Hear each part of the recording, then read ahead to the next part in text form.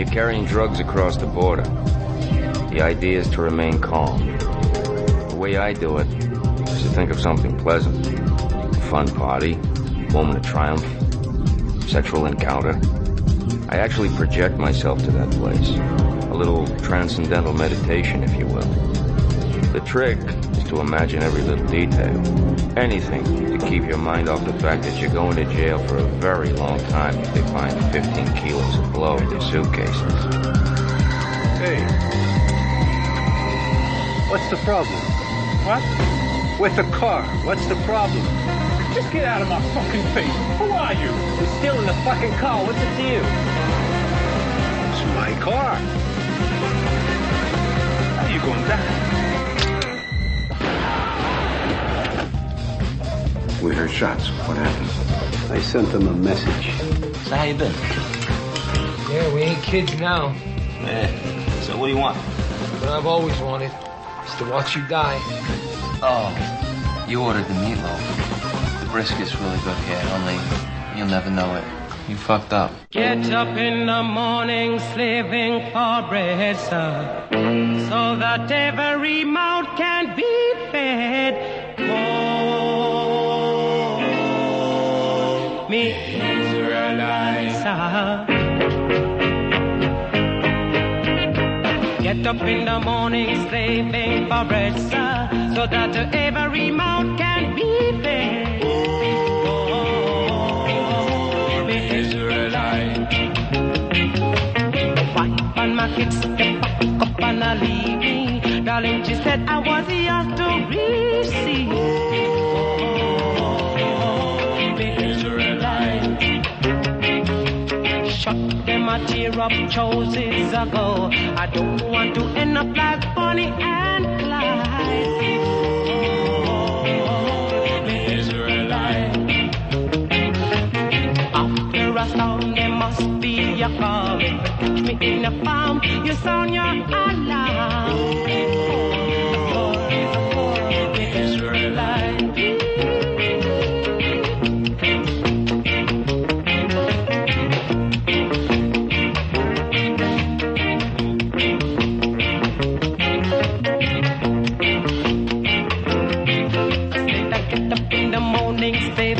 For bread, sir, so that every mouth can be fed. Oh, the Israelites, sir. My wife and my kids at the back up and I leave me. Darling, she said I was here to receive. Oh, the Israelites, sir. Look, them a tear up choices ago. I don't want to end up like Bonnie and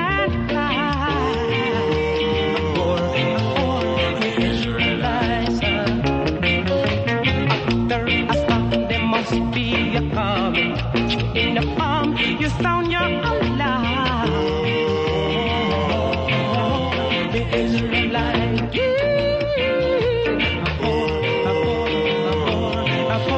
The Israelites. I'm wondering, I'm working so hard.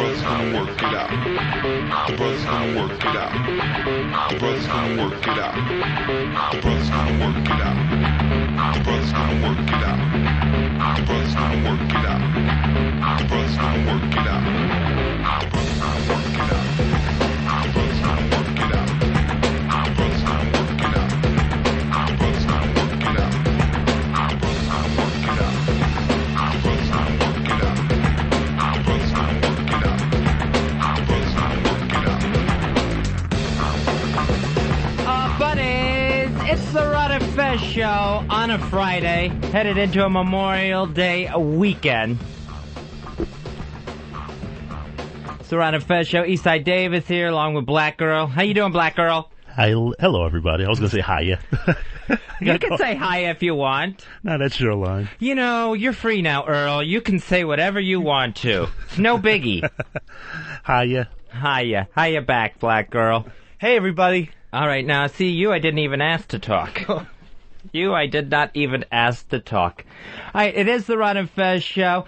Coming up later on today's show, we'll be talking about some different things. We'll talk about the Bush-Blair press conference yesterday. Also, I will have some catty moments for you coming up later on in the program. Earl, last night, the Pistons, they tied up with the Heat. Series now tied one game apiece. Yeah, I mean, the Pistons showed some resiliency, showed a lot of heart, came out to play. Even series, I think it's gonna be a grinder. Pistons all the way, 92-88, and five starters. Fez, the starter with the least amount of points, 16 points. I mean, 16, 18, 21, 24. That's a balanced effort, in my opinion. Is this going to be like the New Jersey Nets, where you say the Pistons are not going to lose yet one more game in the playoffs? I guarantee the Pistons win. Me and Rasheed Wallace guarantee that the Pistons win. Otherwise, I'll do a mohawk. How about that? No, don't even bring it up because you don't follow through. You're no payoff Eastside Dave. Okay, well that's good. So don't say things that you have no intention on keeping. I take it back then. And I'm sure you've got everyone in Detroit pissed off now that you're saying that they're not going to lose another game. They're unstoppable. They'll probably get swept right out of there now. They'll probably lose 3 straight. Not my Pistons, Fez. Not my Detroit Pistons. Also today, something going on at the Capitol in Washington, D.C. The Capitol building has been locked down twice. I don't know what's going on there. There apparently was a shooting outside the Capitol building, is what I heard. But we're trying to get more info as we speak. You're trying to get more info, or the Capitol Police are trying to get more info? The Capitol Police. Trying to get a little bit more info as we speak. And so is Pitts and Bronx Johnny. They're on top of it as well. Well, good. As long as that dragnet is on the case, I'm sure everything's fine. If anyone has any details on that, 866-RON-0-FEZ. That's 866-766-0339. If you want to give us a call. Of course, if you want to email us on the show, the email address is ronandfez@AOL.com. RONANDFEZ @AOL.com. Earl, have you recovered from yesterday? Yes, I'm well recovered. When you were the smooth operator trying to pick up on that girl? I was a limo wreck last night. Oh, yesterday I was awful, but I bounced back pretty well. Yesterday, not exactly Earl at his smoothest. We had a few girls come in, Keisha and Vanessa and Gracia. Earl thought he was going to hit it off with Gracia, and then it didn't exactly work out his way. Yeah, I was not at my best yesterday. It was a rough day, but I'm all right now. Well, good. I'm glad you're recovering. Other things going on. Let's see here. Physicists in London, they're saying that they think they can come up with an invisibility cloak. They think, just like the one in Harry Potter, using these metamaterials or whatever they're saying, that it'll shoot light right around this material so that anything underneath this blanket will turn invisible. So we'll see if anything happens there. Hey, buddies. Hey, buddy. It's the Ron and Fez show, 866-RON-0-FEZ, 866-RON-0-FEZ. Here's you. You're on the Ron and Fez show. How you doing, pal? I lost you. Here is John. John, you're on the Ron and Fez show. Yeah, the shots that have been reported, they're actually supposed to be in the G3 level of the parking garage at the Rayburn building, which is close to the Capitol building. They've got the Rayburn building closed down, and all the people are staying in their offices, and they did close down the Capitol building, reopen it, and then reclose it again. There's lots of reports about a suspect, but then erroneous reports. They had a news conference which they didn't give any information early on. They just double talk. But they just don't know exactly what it is. It could be just something between two regular guys down there. or one person said it might have been a car backfiring. It wasn't even it was just an employee heard what they thought was gunshots, and it's coming out that there's actually a firing range down in that level of the garage, so it might be nothing or it might be something very serious. Thanks a lot, man. Here is Tom. Tom, you're on the Ron and Fez show. How are you, pal? Hey, pretty good, Ron. Hey, just want to know, let you know about that shooting down the Capitol building. Does anybody know where Dick Cheney is? You know what? We're still trying to get reports on it. I have no idea exactly what's going on down there. All right, 866-RON-0-FEZ, 866-RON-0-FEZ. I know the Cheney jokes are funny, but you know what? It is a post-9/11 world. If something goes on in Washington, you want to take a look at it, make sure everything's okay. It looks like the police out there, and, you know, when you take a look at this, anything could have happened. Yeah, and every few months or so, either like a plane flies over into the airspace, the Capitol gets locked down every couple months, it seems like. If not the White House and the Supreme Court as well. Hey, Brad. Brad, you're on the Ron and Fez show. How you doing, pal? Go ahead, Brad. Hey, how you doing, guys? Good, man. From Detroit here, begging Dave to please take back his prediction on the city of Detroit can't afford for us to get swept out of this round. You know what? I wasn't here when he was making his little prediction. I didn't think why were you a little late today, Ronnie? Earl and my boys didn't cover for me. Ran into some stuff, but appreciate that. Dave, what exactly is it that you said? That the Pistons are guaranteed to win because Rasheed Wallace, I mean, they had 5 guys last night, the least amount of points. Weren't you a Heat guy early on with this? When I brought up the Pistons a while ago, you were like, no fucking way. Well, originally I was sort of into the Heat, but after last night... Here's the problem. You got to take a stand on the show and stay with it. I know, it's just the Pistons... You know, this is what happens with every one of your bits. They go nowhere. Okay. Well, I just thought that after seeing last night, I had to revise my statement because the Pistons were so balanced. It was an insane game. But I agree. I will think about what I said. Think about what you said about what? About the Pistons and Heat. I guess I'll stay with the Heat then. Earl, what happens here? Why are the rambling before I come in? You can't stretch the song for me? Well, I had one loaded. Ron Fez. Hey, you're on the Ron and Fez show. Hello. Yeah. Yeah, I was wanting to comment about that cloak device that the government's trying to come up with. The government's trying to come up with a cloak device? Yeah, that's what Fezzy was saying. That invisibility cloak. Yeah, there you go. That. Yeah, they've actually got it implemented right now. It's called the borders in between Texas and Mexico. I don't get that one. Well, there is no border because the influx of illegal immigrants. Come on, guys. Come on, go with me there. It's okay. Sorry, I'm not with you on that one. I don't even know the story, so I couldn't jump in. Excuse me. There is no border. There is no border. Right. Mm-hmm. There's supposed to be a border, but there's not. I'm going to put you on hold, and we're going to give you the number for Hannity. Okay, thanks. All right. There you go. Here's Mark. Mark, you're on the Ron and Fez show. How are you, buddy? Hello? Yeah. How do you guys feel about the whole Jimmy Hoffa situation that's going on? I haven't been able to sleep in days. I'm going to tell you the truth, Mark. I've been tossing and turning. Somehow I sense sarcasm there. Yeah, it is a little sarcastic. Doesn't this Jimmy Hoffa story start every about 2 years? Whoever has a vowel in their name claims they know something, at the end of their name, claims they know something about Jimmy Hoffa, and it's an easy way to get out of jail for a couple of days. Now the latest thing is they've torn down a barn outside of Detroit, thinking he may be underneath it. Or at least his remains, or whatever. They found him, and oddly enough, he turned out to be a cow.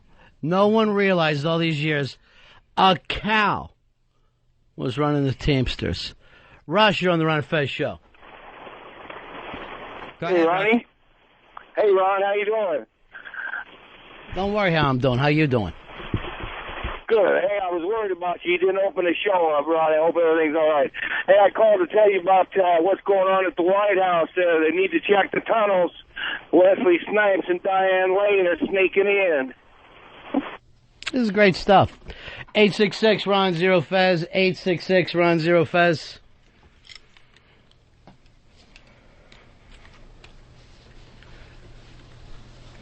Hey, here you go. You're on the Ron and Fez show. How are you? Hello? Yeah. Hey, I was just calling to see if we could reset the show. It just didn't feel right with you not being there, Ronnie. Everything is reset. Everything's going well. It's a wonder. 866-RON-0-FEZ, 866-RON-0-FEZ.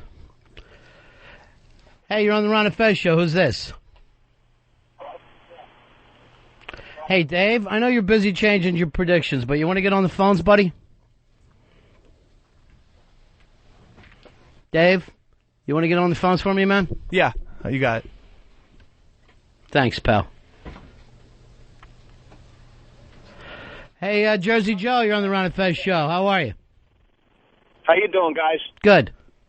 Hey, I say Team Watley pulls ahead because Team Pennington left the captain out to dry this morning. You know what? Team Watley wins today. Team Watley's the big winner. Team winners. Finally, a win for Team Watley. Loving it? Oh, man. I think it's the first one ever. Mark, you're on Ron and Fez. Hey, guys. How are you? I guess Fox News is saying that two women were now told the cops that there was a gunman hiding in the staff gym. So they're going building to building or door to door right now. All right, so there was a gunman in the Capitol staff gym? In the Rayburn building staff gym. Now, I'm not sure if that's a separate building, isn't it? It's a separate building, but isn't it connected by like a tunnel or something? Yes. You know, there's so many odd tunnels there. All this stuff is so old, but how the hell would anybody even get in? I mean, there's nothing but metal detectors. Now I see an ambulance there for some reason. That could be someone freaking out and tripping down the steps, getting out of the place, or... Oh, I'm sorry, I was throwing something out. What's that, Earl? I was throwing out some paper. I didn't... So you wave. I thought you had something. No, I was tossing something over the garbage can. Into the garbage can, I'm sorry. Hey, Jeremy, you're on Ron and Fez. What's up, buddies? Detroit, win or lose, they're going to burn that city down, so it don't matter. If they win or lose, they're going to burn the city down. It's Panic in Detroit is their theme song. To me, the scariest thing of all last night is thinking that Shaq was going to end up being paralyzed. I don't know whether the guys already talked about this, but Shaq took a bump last night, and you saw his neck go down. Then you see this big man go down.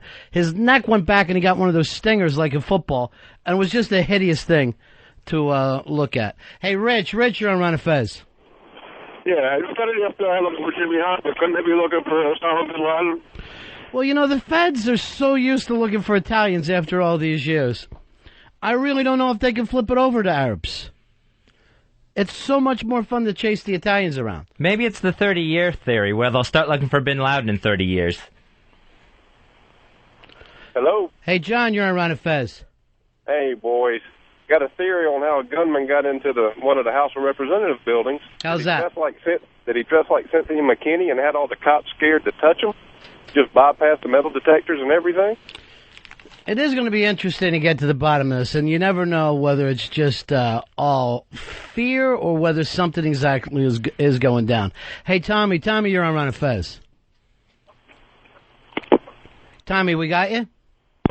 I like this story, too. Here's you're on Ron and Fez. Hi, Mr. Panero. I'll pay you for the Ron and Fez show, not the Fez and Company show. If I want to hear Dave and Earl, I'll give him a show. Stop smoking outside. Did you hear me? I'm going to back you. I'm backing you this time, Ronnie.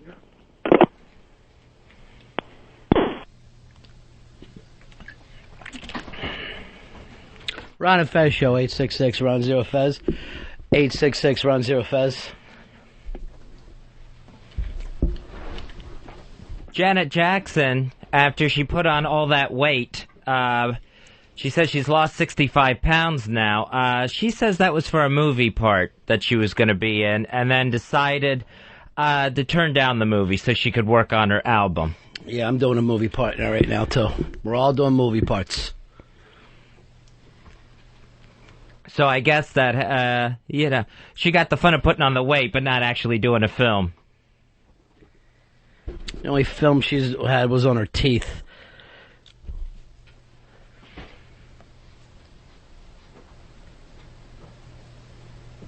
Um, 866 Ron Zero Fez, 866 Ron Zero Fez. Here's our buddy Perrynoid. Hey, Perry. I'm trapped in the Capitol. Don't even joke with us right now. I know you're a paranoid guy. You're part of the local D.C. scene. What exactly is happening down there? Ron, I like to cover up my fear with humor, so I apologize for that. I know you do. Beginning of the call. I know. But I don't want anyone to think, hey, we've got a hippie in the Capitol. Because you're the type of guy, if you're in the Capitol, it's a bad thing. If I'm in the Capitol, this country's going to get run right, damn it. Oh, stop. Whatever that means. What the hell's going on down there, Perry? I don't know. I just woke up. Yeah. And I just heard it from you guys, so I put on the news, and it looks like the end of the world's here, finally. No, I don't think so. Here's what I want you to do to stay on the job for us. You're going to be the Ron and Fez reporter. I want you to smoke a joint, get down in that area with some binoculars and a bullhorn and see what you can do for us. Call you back by the end of the show from the Capitol grounds? Yeah. Well, no, far away. I want you binoculars far away. Don't go near the scene. Yeah, Alexandria is the closest I want you to this. Don't cross the Potomac. I don't want this to deter you guys from coming back down to D.C. ever. We're going to be there in July. We're going to be hanging out. We want you to come be with us. We actually want you to perform live that day, Perry. Let's put together a band and do some greatest hits live or something. Well, here's an interesting thing. I know that Eastside Dave is attempting to put a band together. I heard GVAC is now interested, if I'm to believe RonFez.net. What is happening there, Dave? Trying to put a band together. I've got a couple contacts from different people. I'm not going to hassle Crankcase any longer because, they're doing their own thing. I have a couple of things, but most importantly, I do think the new White Stripes thing will happen. Me and Winnie Cooper. Me, unfortunately, in the Meg White role. So you'll be the reverse White Stripes, which would be really cool if you cover all the White Stripes songs, but with a different angle with the girls singing. Yeah, that's going to be the plan. I think my drumming style is adequate as Meg White's as well. So, do you have a name for the band yet? Black Stripes. I got a better one. Okay. Tits McGee and her redheaded friend. All right. And that's not Winnie's name. She's still Winnie Cooper. The band is Tits McGee. I like that one. Yeah. All right. Any place for Perry in your band? Perry plays guitar. Perry does it all, boy. Yeah, that's right, boy. True. He does it all. The thing is, the White Stripes are only two-person bands. Wait a minute, what about this? White Stripes plus one. So you let them know right off the bat. It's plus one. I guess we could be like a power trio, like the old bands of the late 60s, like Cream and stuff. Are we back to a Grand Funk thing? Because if you want to do a Grand Funk tribute band, this show will get behind you 100%. All right, Perry, anytime you're in Astoria, please stop by my apartment. Let's jam, baby. Yeah, give out the address again so everybody can have it. All right, Perry, talk to you later. All right, look, we'll do something. It'll be a party for sure. All right, my friend. That'll be in July, Perry. Guys. All right, see you later. Bulletproof vests, everybody. All right, don't worry. You know what? I'd like to get a hold of his cable company and have the news stations taken out because everything actually worries him. Now, yesterday in New York, for some reason, they were flying fighter jets right over the city. And it was the weirdest thing. People all over in my neighborhood said to me a plane went down. I'm not even kidding you. Because fighter jets were following along this Army transport plane, and people said to me that they saw it go down. It was a very weird day. Here is Vinny. Vinny, you're on Ron and Fez. Hey, Ron, how are you? First-time caller. Thanks, buddy. Yo, listen, I cannot take that goddamn Earl. You got to get that Schwarzer off the air. I can't take him. What is wrong with Earl? Earl, he's driving me nuts. Yesterday, like a whiny little bitch with the girls, he's making himself, trying to make himself laugh and shy. He sucks. He's terrible. Get that Schwarzer, send him back down to the projects in the city. All right, Earl, I'm sorry. Take it, Ron. All right, I'll talk to you later. Earl, you seem like you've taken a heel turn. I would talk to you about the girls, but I guess you and the guys already talked about it before I got here. Yeah, we briefly covered it, how Yeah. awful I was yesterday. Awful, or were you working an angle? The pathetic guy. No, I was awful yesterday. Women love the pathetic guy. Here is Greg. Greg, you're on Ron and Fez. Yeah, hey buddies, how you doing? Yeah. Hey, why don't you have Eastside Dave call his band Racing Stripes? If it's Eastside Dave's band, they ought to be called the Underwear Stripes, because that's the fucking closest they're going to come. Bacon strips, ladies and gentlemen. I have a fucking feeling like everything else he does, there'll be no closure to this little bit.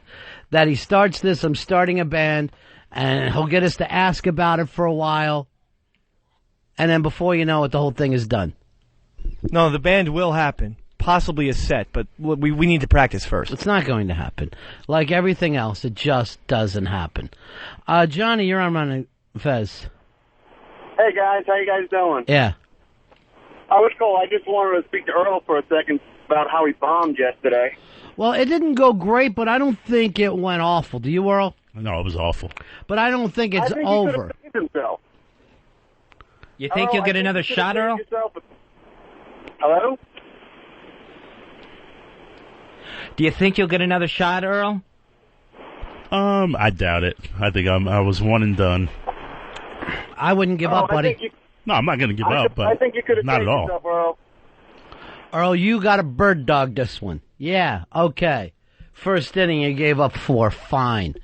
Now it's the bottom of the first. You never said you were a pitching team. You're a hitting team. And champions don't stay on the ground. The ground is no place for a champion. The ground is no place for a champion.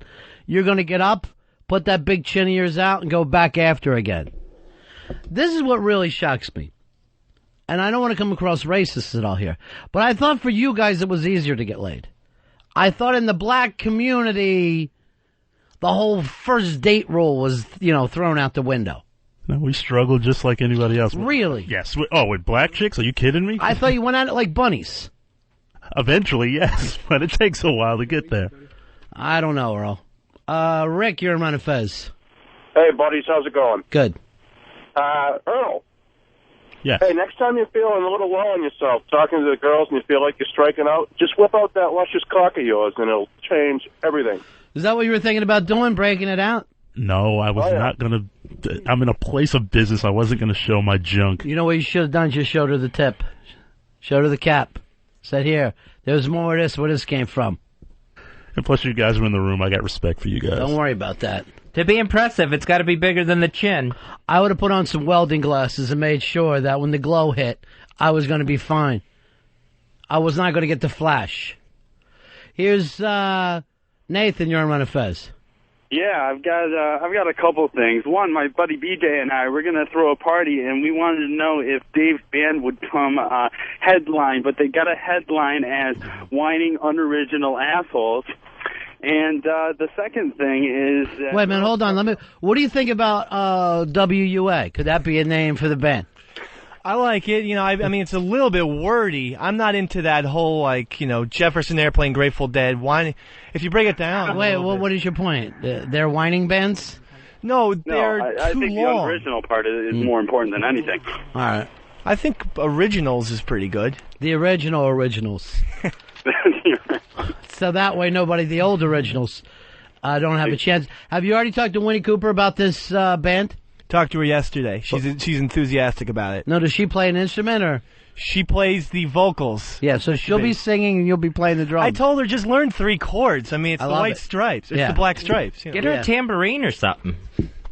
I like the idea of just she's singing, you're playing the drums. It's a minimalist approach.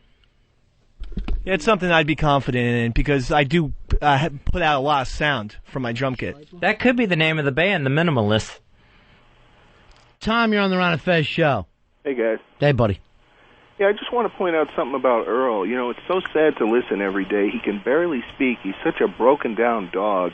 But whenever you ask him a question and he knows he's in trouble, and he lies, he starts a sentence with the word no. You could say, Earl, how do you feel about this? No. Just check it out.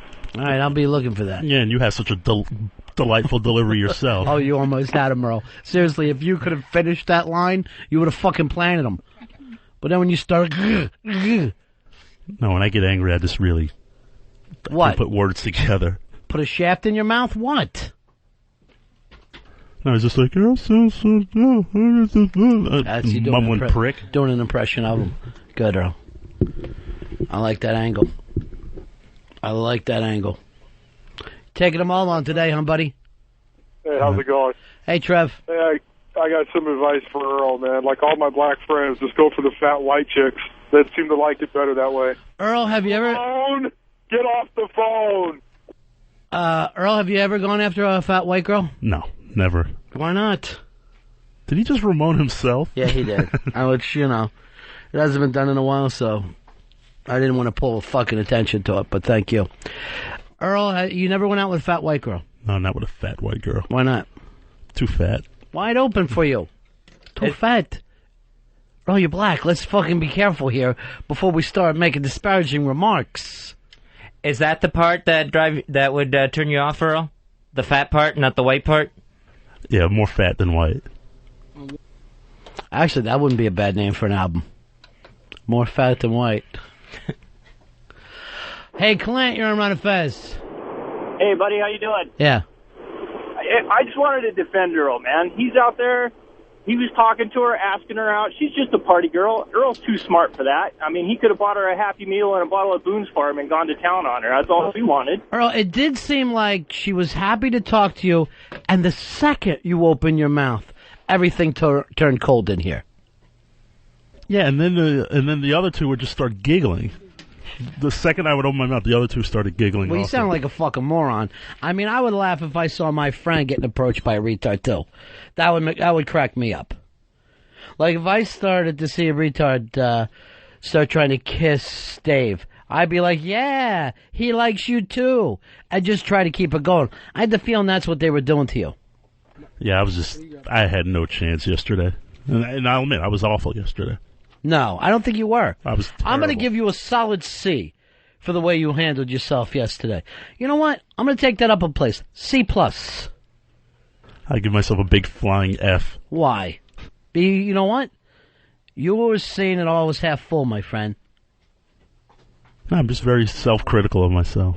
Very. Probably more than most people, but I just thought I was awful yesterday. Well, you have a reason more than most people. I mean, your life is a fucking mess. It's a disaster. That's the truth, brother. People in New Orleans are gathering money for you right now. That's how bad it's going. I'm almost at that point. But you're going to turn this thing around. I feel like you did well. I really do. Here's creepy old guy. You're on the Ron and Fez show. What's up, buddy? Hey, buddy. I say fuck the white stripes. Dave should do a striper cover band, and he could put on some black and yellow spandex and dance around like a fucking retarded bumblebee. You know what? You're onto something now with a striper cover band. I don't know if there's ever been any Christian rock cover band. No matter what you're doing, it's going to be a tribute band. Get that through your head, Dave. Sounds good. I always like the Killer Bees or the Bee Connection on WWF, Jumpin' Jim Brunzell. Why don't you try to make it part Killer Bees, part Striper? I could do that. Or maybe a Simply Red tribute band. That would be the most obvious one, but I'd like to stay away from that guy. I got bad feelings about him. Ed, you're on Ron and Fez. Yeah, I think this could be a copy coon shooting down in Washington of the D.C. snipers. You're going to get this. White people are so scared of black people. I'm sorry that you had to hear that. You know, it's a nasty day today. When I was coming into work, it seemed like it was the beginning of Ghostbusters. I saw fights going on all over. It's just, we've had beautiful weather. Now we've turned up 2 ticks with the humidity, and it's just ugly and nasty out there. Here is Sean. Sean, you're on Ron and Fez. Hey, Ron. Yeah. How are you doing, my friend? Don't worry about me. Worry about yourself. I won't worry about you. Fez, how are you? I'm doing all right. Go ahead, Sean. Great. Hey, Ron, I wanted to call you out. The other day, you asked Black Earl if his parents were held at gunpoint and he had to have a fag encounter, would he be the pitcher or catcher? And he said he'd be the pitcher. So if you ask me, Roberto had a better odds of scoring with them chicks yesterday. Car crash. Hey, here is Rick. Rick, you're on the Ron and Fez show. How are you, buddy?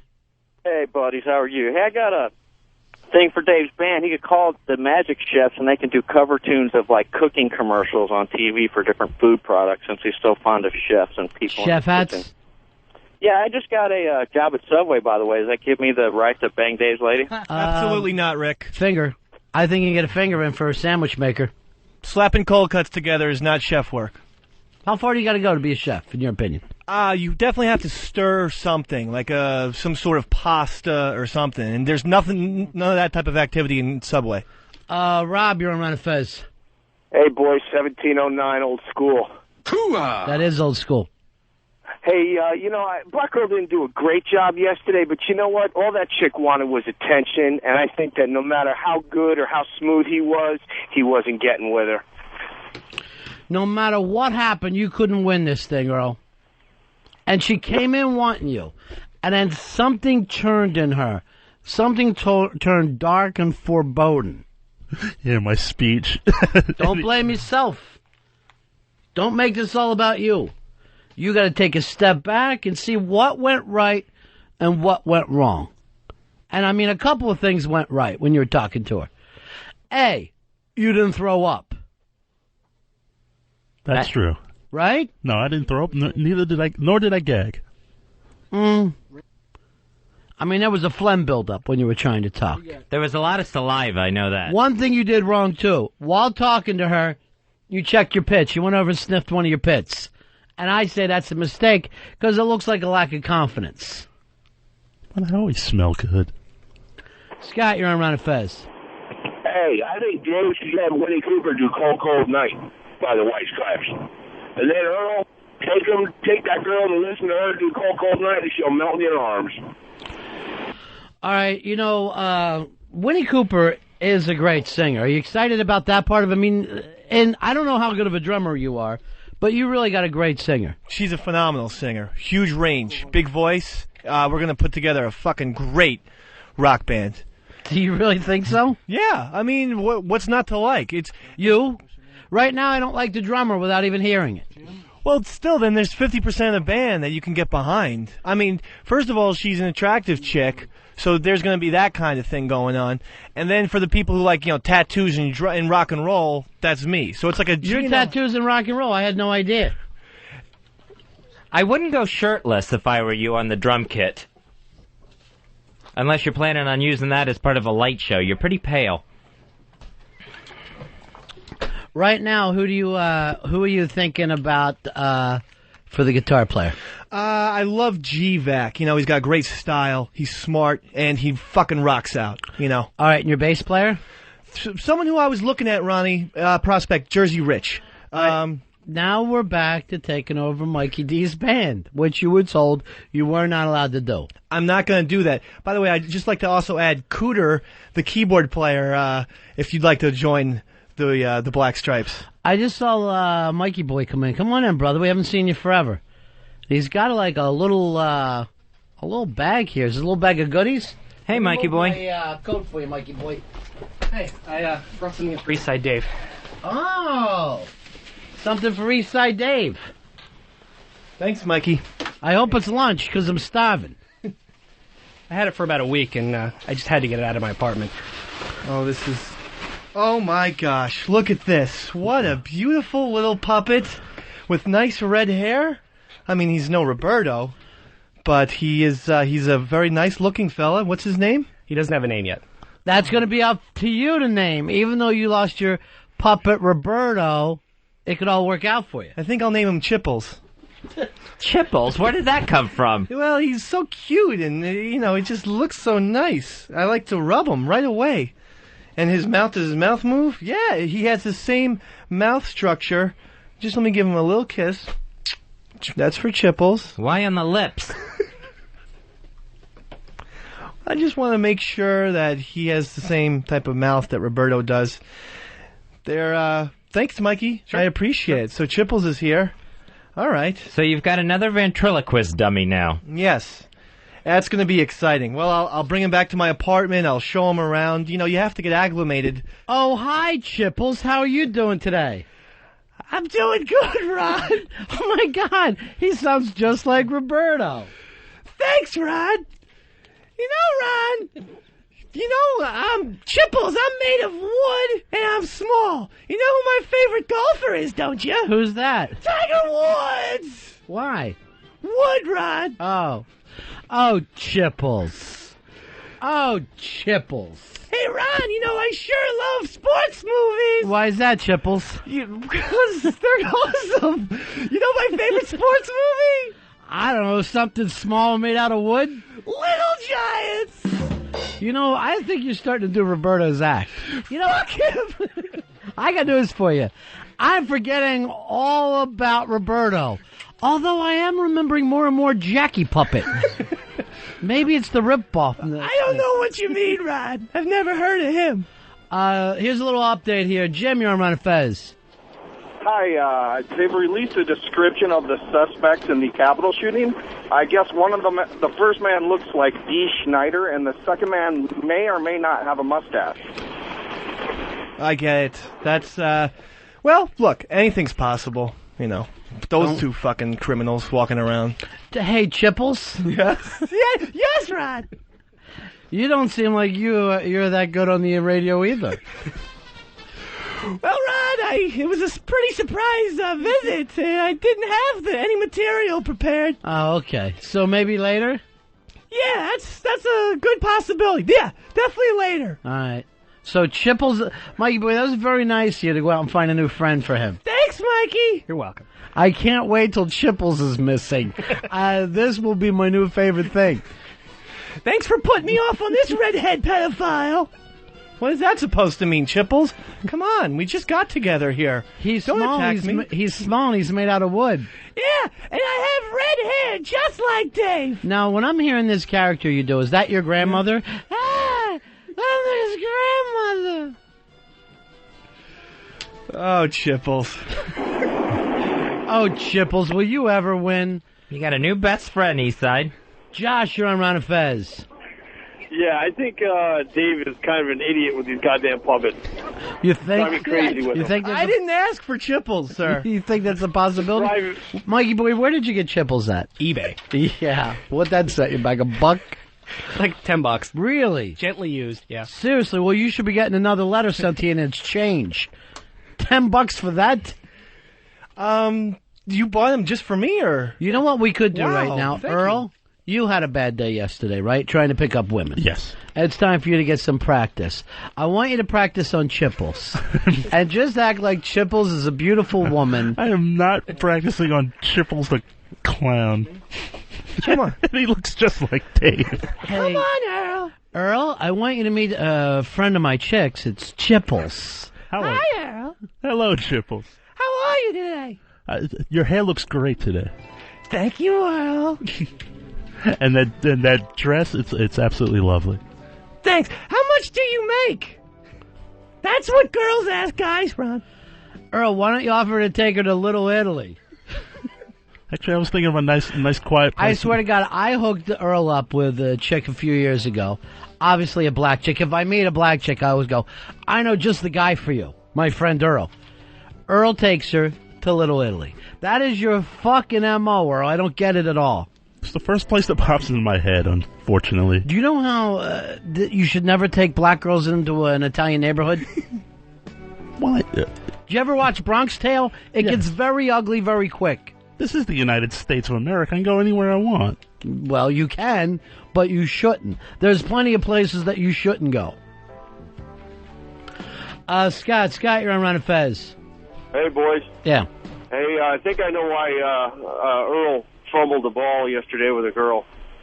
He's a cool dude. I mean, I like Earl. Yeah. But, when I listen to him talk sometimes, he has that Don Nielsen delivery from Soul Train. He kind of smooths into, hey, baby, what's up? Let me tell you, before you start talking about... And what was his name from Earl Train? Don Cornelius. Don Cornelius. I want to tell you right now, he would walk through a crowd, Don Cornelius, and pussy would stick to him. It would become attracted to him, and it would just stick to him. So there's never any problems there. You know what's another problem of Earl's, Ron? What's that? Chronic cottonmouth. Drink a glass of water. Thanks, Rimshot. Chipples? That was a joke? Not really. Here's it was my a problem. woman observation. Here's my problem. This is like a clown dummy, right? Right. It's got red hair and a white face. I don't know who's who over there. I look over. It's like a fucking wall of mirrors. It's frightening. Which one of you is wearing the ruffles? Oh, Chipples. Tony, you're on Ron and Fez. Hey, I got a name for Dave's band. Yeah. The Worst. Ooh. He is. I kind of like that. That's like the Knack. You know, it's a the name, but not an S at the end of it. The Knack, the verve, the worst. That's pretty fucking cool, dude. That could be my thing. Maybe have Chipple sing My Sharona for us here this morning. Well, if you have the music ready. Oh, you can't. I'll do an acapella. Ladies and gentlemen, here they come. Chipples and Dave.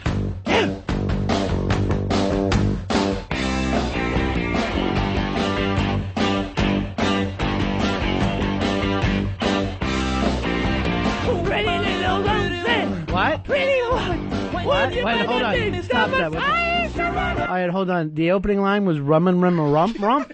What did he say? I'm not. I started over from the beginning, Earl, because we have to have the English language. There are lyric sheet. Will Here John, we I go. can look at. Here we go, Chipples. Get up there.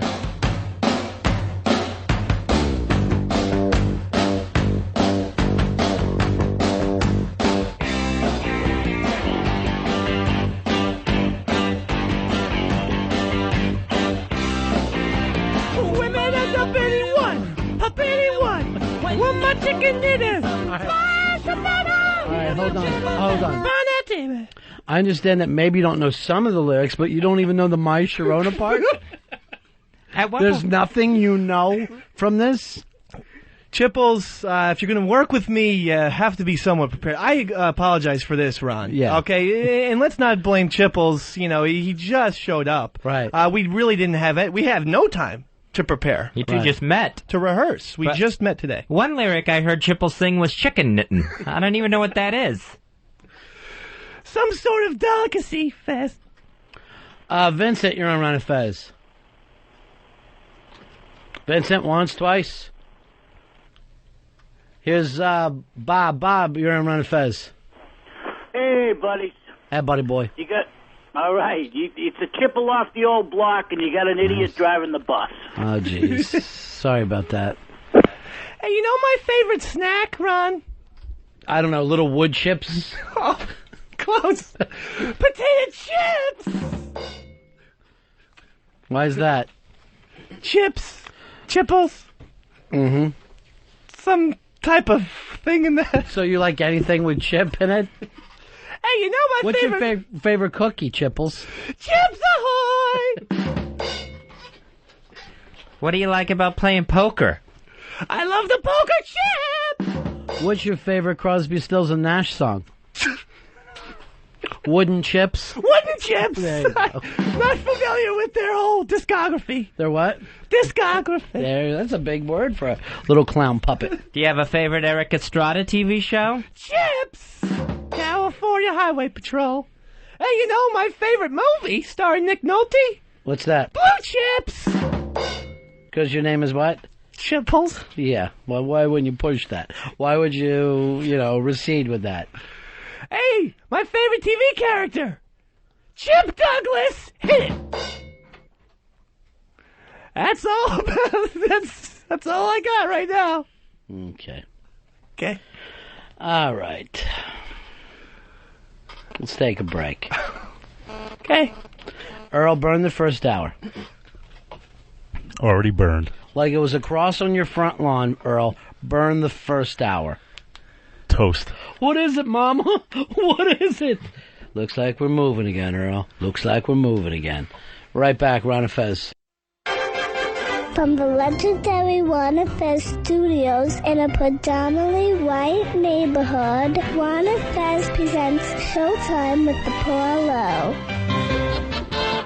Hey, bro, we always do the joiner music, and then we figure out what we're going to do, and then we play this.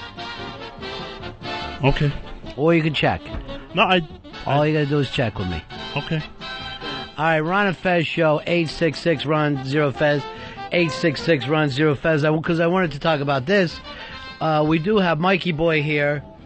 Earl is also here. These two guys are the only people I know who have done a game show, which was the great game show of the 80s. Remote Control. Remote Control. Both of you guys know your music trivia, and neither one of you won the game show when you went on. Right. Well, it's TV trivia, too, you know. It's TV and music. Mm-hmm. So did you screw up on TV? Yeah.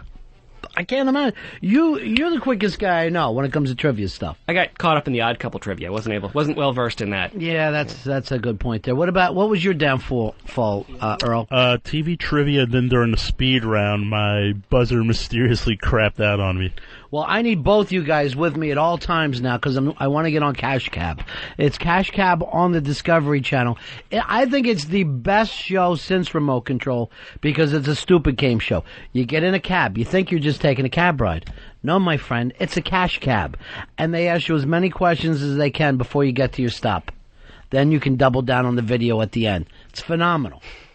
We've got to get you on this show. That's great. Can we book the host? I think it's Ben Bailey is his name, Earl? Yeah, I made some calls over to the Discovery Channel. I think he's done O&A before just as a comic. Yeah.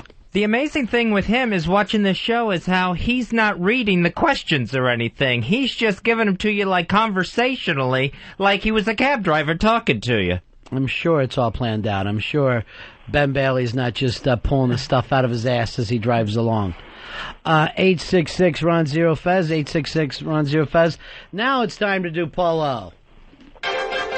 From the legendary Ron and Fez studios in a predominantly white neighborhood, Ron and Fez presents Showtime with the Polo. Kill him. Like you're taking a gun and killing me, Earl, all day long. Like the bullets are going into my brain. Polo, how are you? Hey, Polo, your life's a movie. Your life's a movie, Paul. It's always nice to hear Lene D. Yes, it is. She is, she's your assistant in this. You know, by the way, Paul, it's a sad day today in New York. Mikey Boy, I don't know whether you checked it out, but it was the end of the Tony Danza show. We say goodbye to a New York institution. And to me, the best TV's ever done was today because Miss Liza Minnelli, Liza with a Z, came out and sang I'll Be Seeing You in All the Familiar Places. He tried to have his own Johnny Carson moment where he sat there and had the sweet song. As you know, Paulo, you are now doing the show with a partner. It's Little John. And this is your chance. You wanted to do like a Siskel and Ebert type thing, right? Well, yeah, I mean, first of all, I've been a little depressed. I was kind of depressed last week because we had a movie that I really generate a lot of discussion, and you just blew me off with some drunken nightmare. All right, let's move over this way. Little John, how do you feel about that? Do you agree or disagree? The mic's got to be on, Little John. I have to agree. There you go. Here you are right away. This is interesting. I thought it was going to be more point counterpoint, but it's two guys with an opinion. Right. And, all right. And we'll get to Little John in a second. And also, there is a small favor I'd like to ask, and then I'll get right to Little John. All right, and if we do that, that means that you get a small favor too, Little John, because it is a team now. Okay. And I want it to be equal. What do you need? That's fine. There's a guy, Steve Marone, that I haven't been able to track down. A good friend of mine for like 3 years, and I'm kind of thinking it's foul play. So I don't know if there's any way to track him down. His name is Steve Marone. He used to be he grew up in Staten Island, and he used to float all over New Jersey, and I think he's gone. All right, so Showboat and Steve Marone, you want to find him? Right. Great. Let's go to Little John. Little John, who are you looking for now? I'd say Jimmy Hoffa. Jimmy Hoffa and Steve Marone. Now, come on, Jimmy Hoffa. They're looking. As a matter of fact, they just dug up a farm. Wow, listen to these two go at each other. It's pretty exciting. Well, first of all, we're gonna go at Little John in a second. I mean, first of all, the big movie is X-Men this week. Well, let me check with Little John. Little John, what do you think the big movie is this week? Unfortunately, I do have to agree, Polo. That seems to be because it's the only movie out this week. That's two thumbs up so far. Everything. It does seem that way. He's going to agree with everything. I can tell right away. He's winning on people who you want to find. He's weak-willed. I can tell. Right? He's like limp almost. Am I? You're weak-willed and limp. I can see it. Okay. You're just going to agree X-Men the only movie. What did you think of it, Paulo? It's getting some bad reviews, right? Well, that is actually a big deal with me right now. Is that the total disconnect between critics and the general public? I mean, obviously, it was very clear last week with the Da Vinci Code that the critics had no impact whatsoever on the general. Why didn't you even bring up the Da Vinci Code last week? I was so depressed. Yeah. All week. Because, honestly, the movie... All right, let me go back to Little John. Little John, why didn't you mention the Da Vinci Code last week? I wasn't here last Friday. Fair enough. Yeah, I believe that. Anyway, the point is that the film, the Da Vinci Code, was fine. I mean, it was a Ron Howard film. You should have got to this last week. What about this week? All right, fine. What about X-Men? Fine. So I'm just going to get past the depression. Fine. And what about Bye Bye Love? Whatever happened to that film? It was out about 9 years ago. Haven't heard about it since. I know, because they're releasing films every week, and this is a big problem. I wish they would just stop releasing films, because in a way... Let us catch up. Get back to films like that. This week, they're releasing X-Men. And, let's face it, the fanboys are all been masturbating to their comic books for a long time. Let me check over right now with Little John, your partner. You feel the same way? No, I don't. Really? I don't think the fanboys have been masturbating over this movie at all. Hey, the fireworks are going out. You picking up on that. I didn't say they were masturbating over the movie. I said they've been masturbating over their comic books. And all right, let me just say I'm giving this round to Little John, because you can't prove your point. First of all, I was cut off in the middle of a sentence and misconstrued. Fair enough.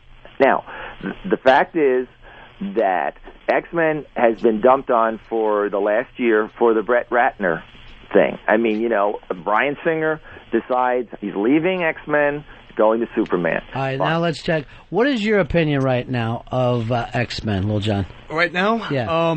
Well, I think the consensus right now is that Brett Ratner did what was expected of him, just to turn out a movie that was, average. Right. So, Great point. Yeah.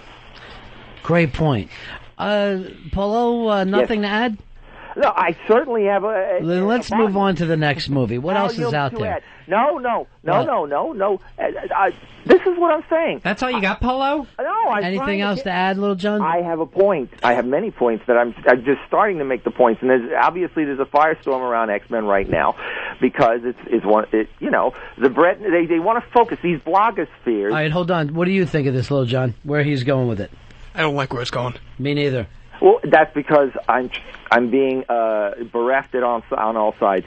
The fact is that the Brett Ratner issue. What about this? Is a non-starter. Why don't you do this? Just as you give your review, and we'll play drops and see if it works out together.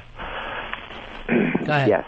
Okay. I got a fever, and the only prescription is more cowbell. The X-Men movie. White people are so scared of black people. And the fact. Spy Report. Okay, I'm just going to scream. Obviously, that's the only thing I can do is scream. Easy, Polo. Your turn, Little John. What is it you like to sum this up? I think that is X-Men. We'll do great business because it's the only movie that's in wide release this weekend. The only one? It's the only movie. Interesting. Why didn't you bring that up, Polo? First of all, sum it up. I haven't made a point yet. I've been interrupted every time. I got to give this one to Little John. Okay. Now let me ask you this: are you guys going to direct this film together? The number one point is that the film. All right. The first X-Men film sucked. It was horrible. The second one was, of course, Why don't you review this one instead of the first two? You're reviewing films from 4 years ago. No, it's integral to the whole. It's a trilogy, and you have to address the first two films. And everybody wants to talk that the second film was so great. It's fine. It was good. But the fact is it had a very weak villain. And this is... Fez, you hated the first two also? I loved the first two. Weak villains? I didn't say... I thought they had great villains. Magneto, Mystique. Then I got to give this one to Little John. Okay. And then now... 2-0. Everybody dumps on the film without even seeing it. Now, the fact is that this film is pretty crowded. All right, let's calm down, because if you guys are going to do this as a co-thing, now you got to give Little John some opportunity. Now, I know the new film Gap. You guys are co-directing this. He has nothing to do with Gap unless I have. I mean, I don't know, maybe as When are you Alias. going to tell me about this? He's willing to share a directing credit with you, Polo. Are you not doing Gap anymore, Polo? Yes, Gap is going very well. Someone told me the Money Man is falling out. Everything's going great with Gap, as a matter of fact. We don't need much money in the first place. Hey, you know who you should check for a theme song? Well, how about with the Gap Band? Again, Gap is going great. I have lots of people involved. All right, let me play the trailer for your new movie. Yes. Yeah. Hold on. Do we have it? Maybe I can do my review now. Yeah, that's the one everyone knows. Thanks. All right, God, do your review. Let's move on to the next movie. What else you got? No, look, we haven't addressed properly movies in months. Is Hugh Jackman going to get an Oscar for this? No, nobody's getting an Oscar. Here's Doug. Doug disagrees. Doug, you're on Ron and Fez. Hey, buddy. Hey, buddy boy. Hugh Jackman will have no excuse to miss the Oscars. See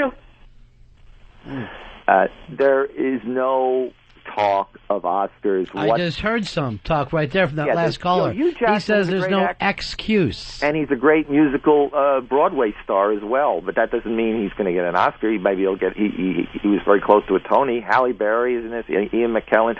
Could she pick up an Oscar? Her second. And Ian McKellen. How about this? Was in Halle Berry get a nice dress because Oscar's coming.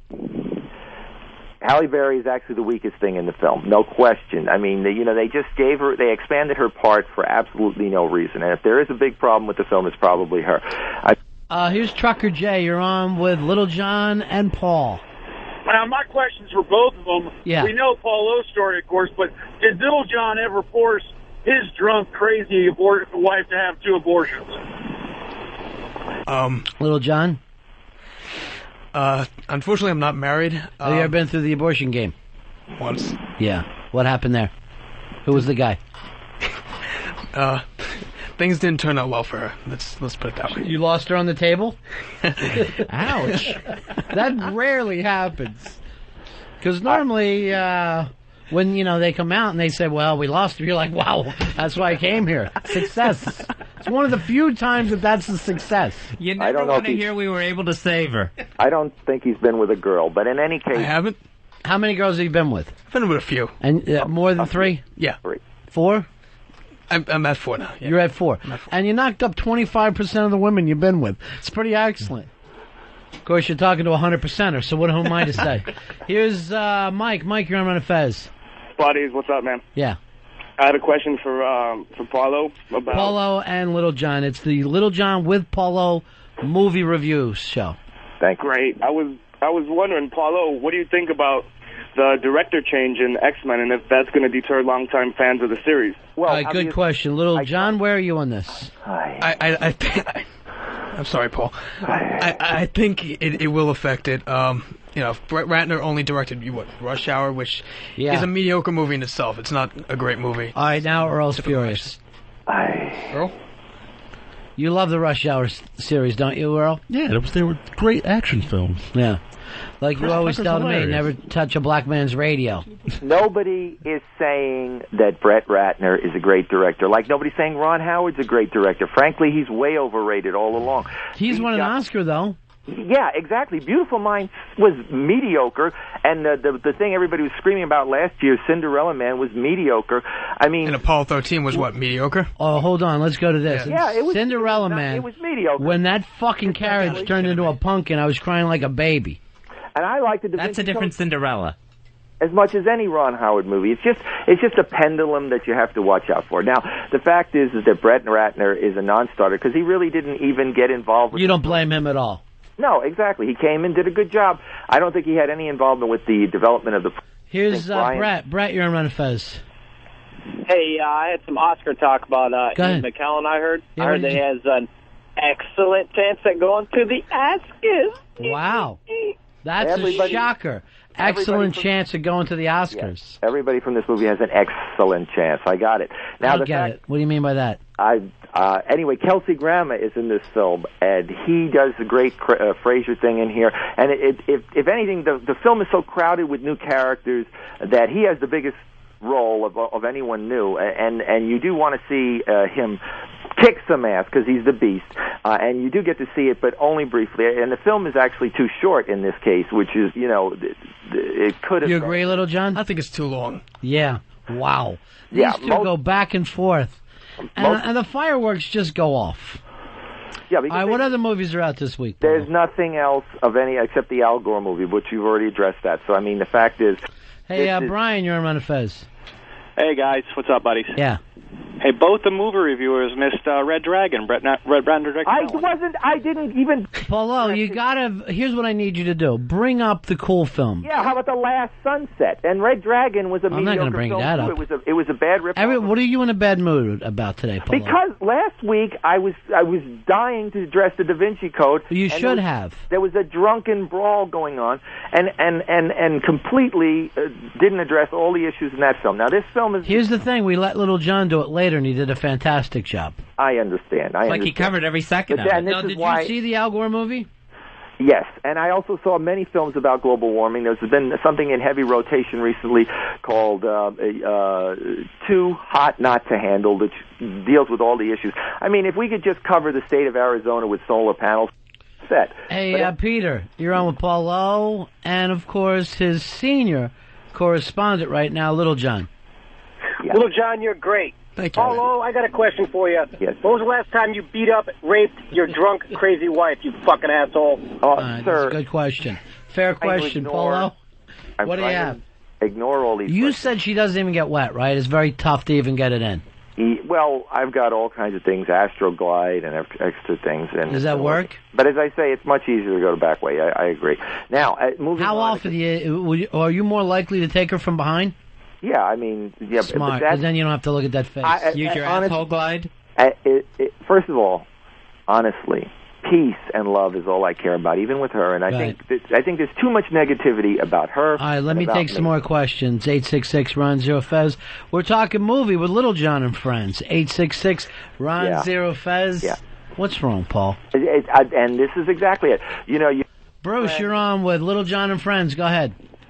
Kelsey Grammer's green with envy because he was blew off by the Oscars. Get.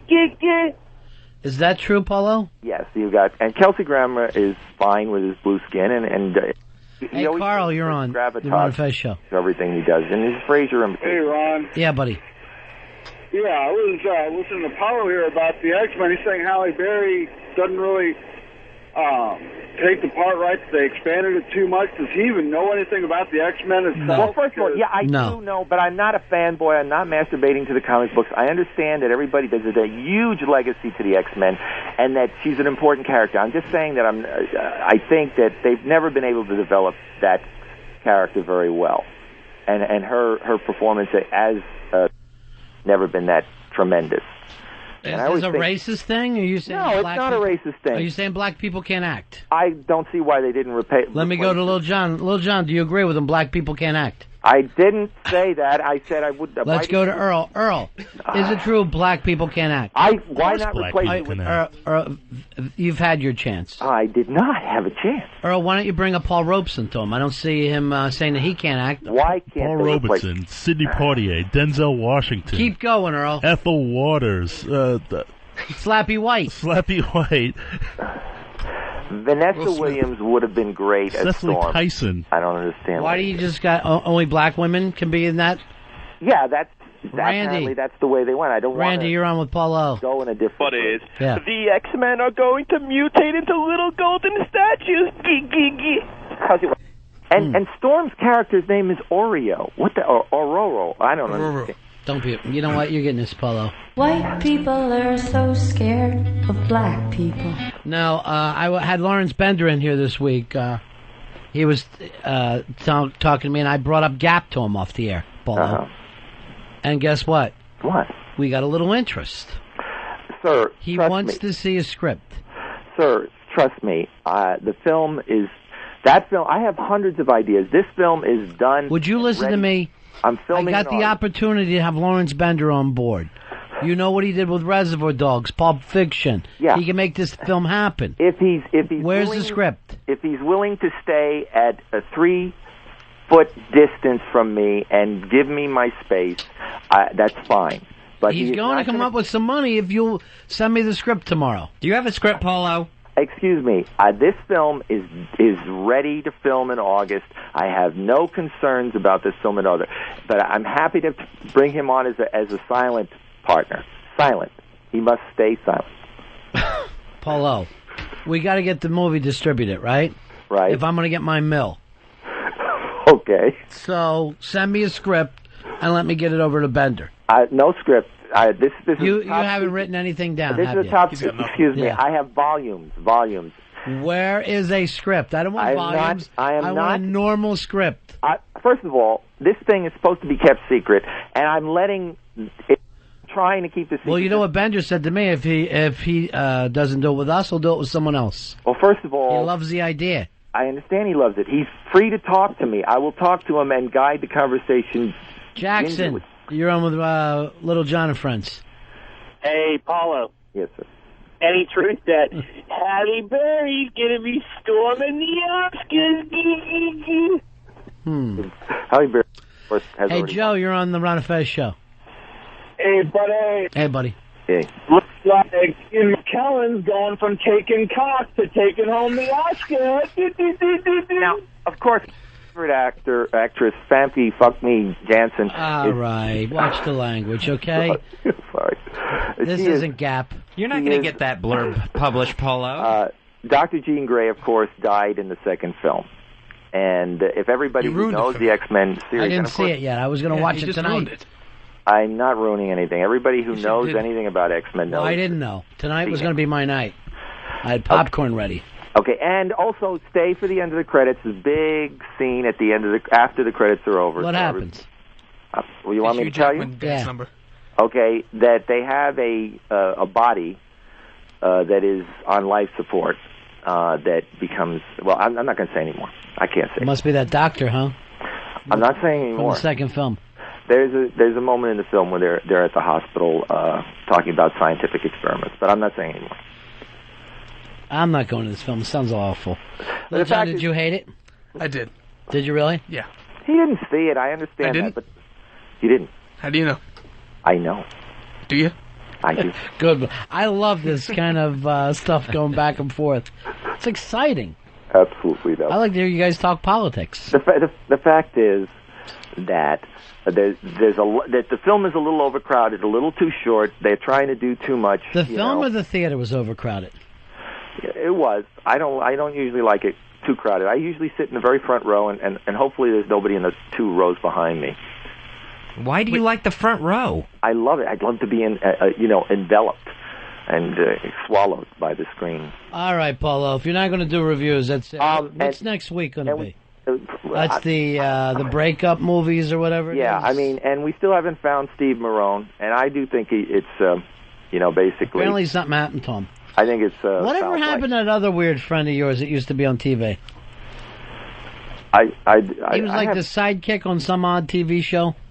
Yeah, Howard Feller. He used to be on Jon Stewart's show. That's right. So Jon Stewart went one way and Howard Feller went the other. Yeah, Howard did a lot of weird little, like mental patient roles every once in a while. Didn't you and him have a homosexual act when you were younger? No. Actually, I had. You said he's your feller? What did you say, Paul? I had my first sexual experience in his mother's apartment, but that was with a girl, and everybody. It was a party. But you had a homosexual thing take place when you were younger. No, I didn't. No, not really. No. What happened? What exactly happened? What, at Howard Feller's apartment? No, what happened your first homosexual thing? First of all, it wasn't my first, and it wasn't really... What happened your third? It wasn't... What happened, It wasn't even a first. Just set the stage. This could be the opening of Gap. It's nothing to do with Gap. I'm gay friendly, but I am not gay. What happened that first time? That wonderful first time? I'm saying, let's do this. I want to, Wait, now, he didn't say let's do this. Let's compare. Who's the guy? What happened? He wanted to compare, so this was the Now, how old were you? And I've heard this a lot from guys who are supposed to be straight, so it must be... How old were you at the time? Oh, about 15, 14, So you're 15 years old. The guy said, let's go dick to dick. What happened then? I don't know. We never Did you whip it out? We never got that. Yeah, I think we got to that point. You think you had your pipe against somebody else? No, I just and yet I you don't didn't remember have it that exactly. close. I didn't understand. This would be etched on a normal person's brain. Look, he would wake up. He would every time he tried to sleep. He would see it on his eyelids. I was a sheltered child. Okay, sheltered. Relative. By sheltered, you mean molested? No, there was no molesting. Nobody cared about that sort of stuff in the house. There was no sex at all, So please. you were molested, but nobody cared? Oh, good one, Little John. I think he took this today. Look, first of all... Now, who was this guy that did this, Polo? The giant conspiracy against me all along. I know that. There's no question about that. I'm understanding... Sure? Who was this guy that wanted to play pickup sticks with you? What was his name? Some guy in the neighborhood. We used to run his Upper Manhattan area, and we all just Dykeman area, as they call it. And he just let's check. Let's compare notes or something. Where were you? Compare notes. Where were you when this happened? Were you in a bathroom? There's a lot of parks up there. So you're outside. Right. Dick to dick. Now, did you put it head to head, or did you line up side to side? They were face to face. It was clearly a good 2-3 feet separating. Now, did you have wood? No. Paul? No. Was he the same age as you? Yeah, roughly. Roughly by what, 40 years? No, roughly is the way you treated him. No, look, the fact is, I guess it was a weak moment, because usually, I had no interest whatsoever, and I didn't, okay, well, whatever, let's see, what's the point of this? You were curious. I guess you wanted to see how you measured up with other men, how it tasted, what the sensations were like. Look, never have tasted, never. Paul? This was never. Look, usually it was just, especially after that point, it was just a, okay, that's fine, but I'm not interested, thank you, and I had lots of gay friends. Yes, I appreciate you asking, but I'm on my merry way now. Exactly. At least you were polite, Polo. I try to be polite, and as a matter of fact, in high school, I used to get hit on a lot. I was a good-looking kid, but that doesn't mean... You used to get hit on by a lot of other guys? Yeah, and girls, too, and frankly, I was a little... By girls, you mean transgender guys? No, not transgendered, no, in high school. They would ask me to the sophomore prom and the mid-break dance. Oh, this was Civil War time, right? No. World War I. Right. Frankly, today the kids are out of control, and this is what I don't understand. The kids are all having sex at 12 and 13, and yet there's all this stuff about molesting kids. Sex should just be banned. Period. It's nothing but trouble for everybody. You watch Troubled Youths, right? Yeah. Sure. And you say sometimes they have sex at night. Again, I had a real desire to talk about movies. We bring in this guy, Little John, just to make a mockery. Well, I'm going to tell you what. Next week, we're going to have Little John do a review, and then you do a review. You don't let me do reviews anymore. Ever since you're hanging out with the big Hollywood guys, you don't. What big Hollywood guys? All of your friends, Tootsie guy, and Oh, Sidney Pollack. Yeah, Sidney Pollack. I brought up Gap to him, and I got to tell you the truth, he turned us down. Yeah, I understand. Wasn't interested. Said he sounded hack. Is a closed... He says he's not into gay porn. I told him the dick-to-dick scene. He would have nothing to do with it. It's a closed circle, Hollywood. It's dead. It is. It has no opening anymore. Now, I understand a guy like Lawrence Bender is open to this sort of thing, but I was looking for a mentor. I was looking for a mentor for my big... We got one. Now, fine. I'm perfectly willing to have him come in to a certain extent, but he's not going to interfere with this project. This project is pretty much... What we're interested in is distribution. I understand. And we need to see a script. You're going to have to write something down. See the film in a couple of months. We're filming in August. It doesn't work that way, cha-cha. You're not back in the park rubbing fucking cockheads with your friends. This is Hollywood. Close to rubbing anything. Didn't touch anything. There was no touching ever in my life. Is that what you mean by the gap? The space in between you and the other guy? There's this gap. Hey, Ted, you're on with Paulo. Hey, Paulo. Yeah. Yes. You got this whole background going on. You sound just like Buffalo Bill. You're going to keep your wife in a hole? Look, the fact is that it is a serial killer movie, and Buffalo Bill is... Here's the theme song to your new movie, Gap, which we're all excited about. I'm just saying that Gap has... You want to see how big they are? We'll go head-to-head in the park. There's Paulo won that because the other guy had tucked and was just standing there dancing back and forth. I have tucked before, too, but I mean, that's, you're curious. The thing is that Gap has lots of meaning. I even heard somebody mention that it's Gail and Paul, Gap. Yeah, but it has many meanings. It does. Bob, you're on with Paulo and Little John. Yeah, I think Paul's for sure a fag, because that's the reason he likes to take the dirt road with his wife instead of fucking her cunt. Ouch. Look, you already said that it's a lot looser. I was dumped out of that, and I forgot we're on satellite. It's a lot looser, Paul. Yeah, I mean, they're both pretty snug, but I'm just saying that it is a little. I mean, it's a little snug for that little needle dick of yours. Nah, but I'm just. Then you won the big contest back in the Dykeman Park in the early 70s. Dykeman, exactly. Back up at it's not far from Dykeman. How did you know about Dykeman? Because there's a statue up there, two guys rubbing fucking mushroom cap. Dykeman is 200th Street, and I'm just surprised you would even know Dykeman. That's exactly where I grew up, at Dykeman Street. Yes, I know, Paulo. I saw the statue. It's a balding guy with his pants down, with another man rubbing up against him. I have almost a full head of hair now as well, And yeah, I know. I paid for those fucking doll baby holes that went in your head. They're beautiful. I mean, the one thing that I can say that you did for me that I will always be 100% grateful for is my beautiful head of hair. What about the tattoos? You never say thanks for that. You know already. You got the boy band tattoos all over your body. That's beautiful. You know damn well that Gail, that's caused the rift between me and Gail. I never heard her say anything about it. Oh, she constantly hates the tattoos. Where does she see when Gap comes out? When me, you, Bender, and Pollock are all comparing sizes up in Dykeman Park. I'm sorry, but I am grateful for the hair. And I mean, there's still one little spot in the back I would have liked to have covered. But hey, I want to do that before we start shooting. It's age appropriate. I'm fine with it. And age appropriate would be appropriate for you to die, Polo. If you were really going by age appropriate, you would be in a box right now. Look, every day I pray for my death. Hey, I'm as Me healthy too. as That's so weird. You and I pray for the same things. I cannot be killed. And Is I Jesus beg listening? God. I really think it may be true that he can't be killed because I've tried. All right, Paulo. All right. But again, the X-Men is fine. It's a good movie. It may be a little bit overpopulated. Paulo, I want you to give your whole review in 1 minute. Can you do that? Absolutely. First, let's go to Little John. Little John, what would you like to say? I think Paul's a liar. I think that his opinion in this movie is biased because he doesn't know the comic books. He's taking it from somebody who's just seeing it as a movie. Mm-hmm. Yes.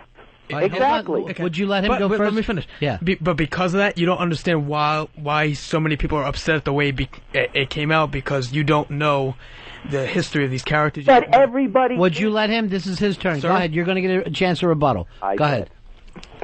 And the point of that is, if you really don't understand the comics, and you can't criticize why people, like the comic book fans, are angry about the way things turned out. All right. Now, Paulo, you get a 60-second rebuttal, okay? And ready, go. Okay. Ron and Fez, XM 202.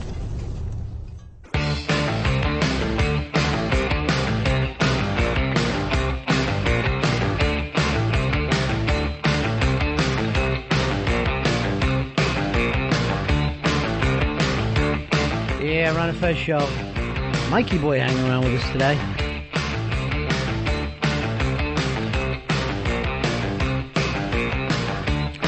We got brought a beautiful what are you leaving with a lot of nice Ron and Fez stuff, Mikey? Yeah, we give some stuff away on the site. Well, that's very nice, huh? Contests Works like out that. well. RonFez.net, RonFez.net. We should be plugging you more. We should actually have you just do a plug, and we'll play it here. Okay. Because we never remember to plug enough. All right. That's our fault. You brought a beautiful present in for East Side Dave, but let's bring Dave back in here because a package has arrived for him by my favorite listener of all time, Dr. Steve. And this is what makes me angry. Dr. Steve is now wasting his money sending stuff to Dave. now. When that could be a beautiful box of cigars, Dave has gotten a present for himself. So go ahead and open that up, Dave. Alrighty. This is a way because you cannot end a bit properly, and he wants to help you. All right, As this you're is exciting. opening it up. Ooh, it's Frankel's Costume Company. Go ahead and open it up. All right. This is really exciting here. Yeah. Here's the zipper. There's a little zipper there. Some sort of case. Yeah. Oh, I love bubble wrap. Yeah. Thank you. Oh, there's something inside it. Yeah, it's not just bubble wrap. All right. Oh my God, what the hell is this? Oh my gosh.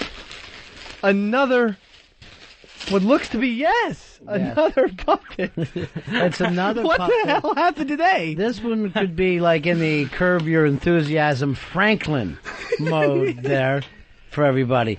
Arrested Development. Yeah, Arrested Development, excuse me. So we could go in, this one could be a little jive, and then you can have like different characters now. Yeah, this is really cool. I don't know. Oh, that's how you work the mouth. This is really unique. Yeah, well, because the mouth works. First of all, because his jaw isn't falling out. He just says it's really unique. It's actually Lester, you fucking moron. It's a famous puppet. Cool, he's got a hat on and everything. He's a little darker than the puppets that I usually have. But he's clean. You say, Dave, this puppet is... Yeah, so that's very nice. So he's gotten 2 in one day. Mikey boy, I hope this doesn't make you feel bad. You know, the fact that, it was a used puppet that you got him from eBay. I think the thought's still there. This one is a little nicer and the mouth works a little better, so... Do you like him? I love him. Are you going to go with Franklin, or what have you decided? No, I think I'm going to call him Jivey. Jivey? Jivey? Yeah. Well, he's a little tanner. Okay. Let's just leave it at that. Yeah. The puppet of color. Well, let's try to meet him. How you doing, Jivey? I'm doing fine, Rob. Just fine as dandy old deed.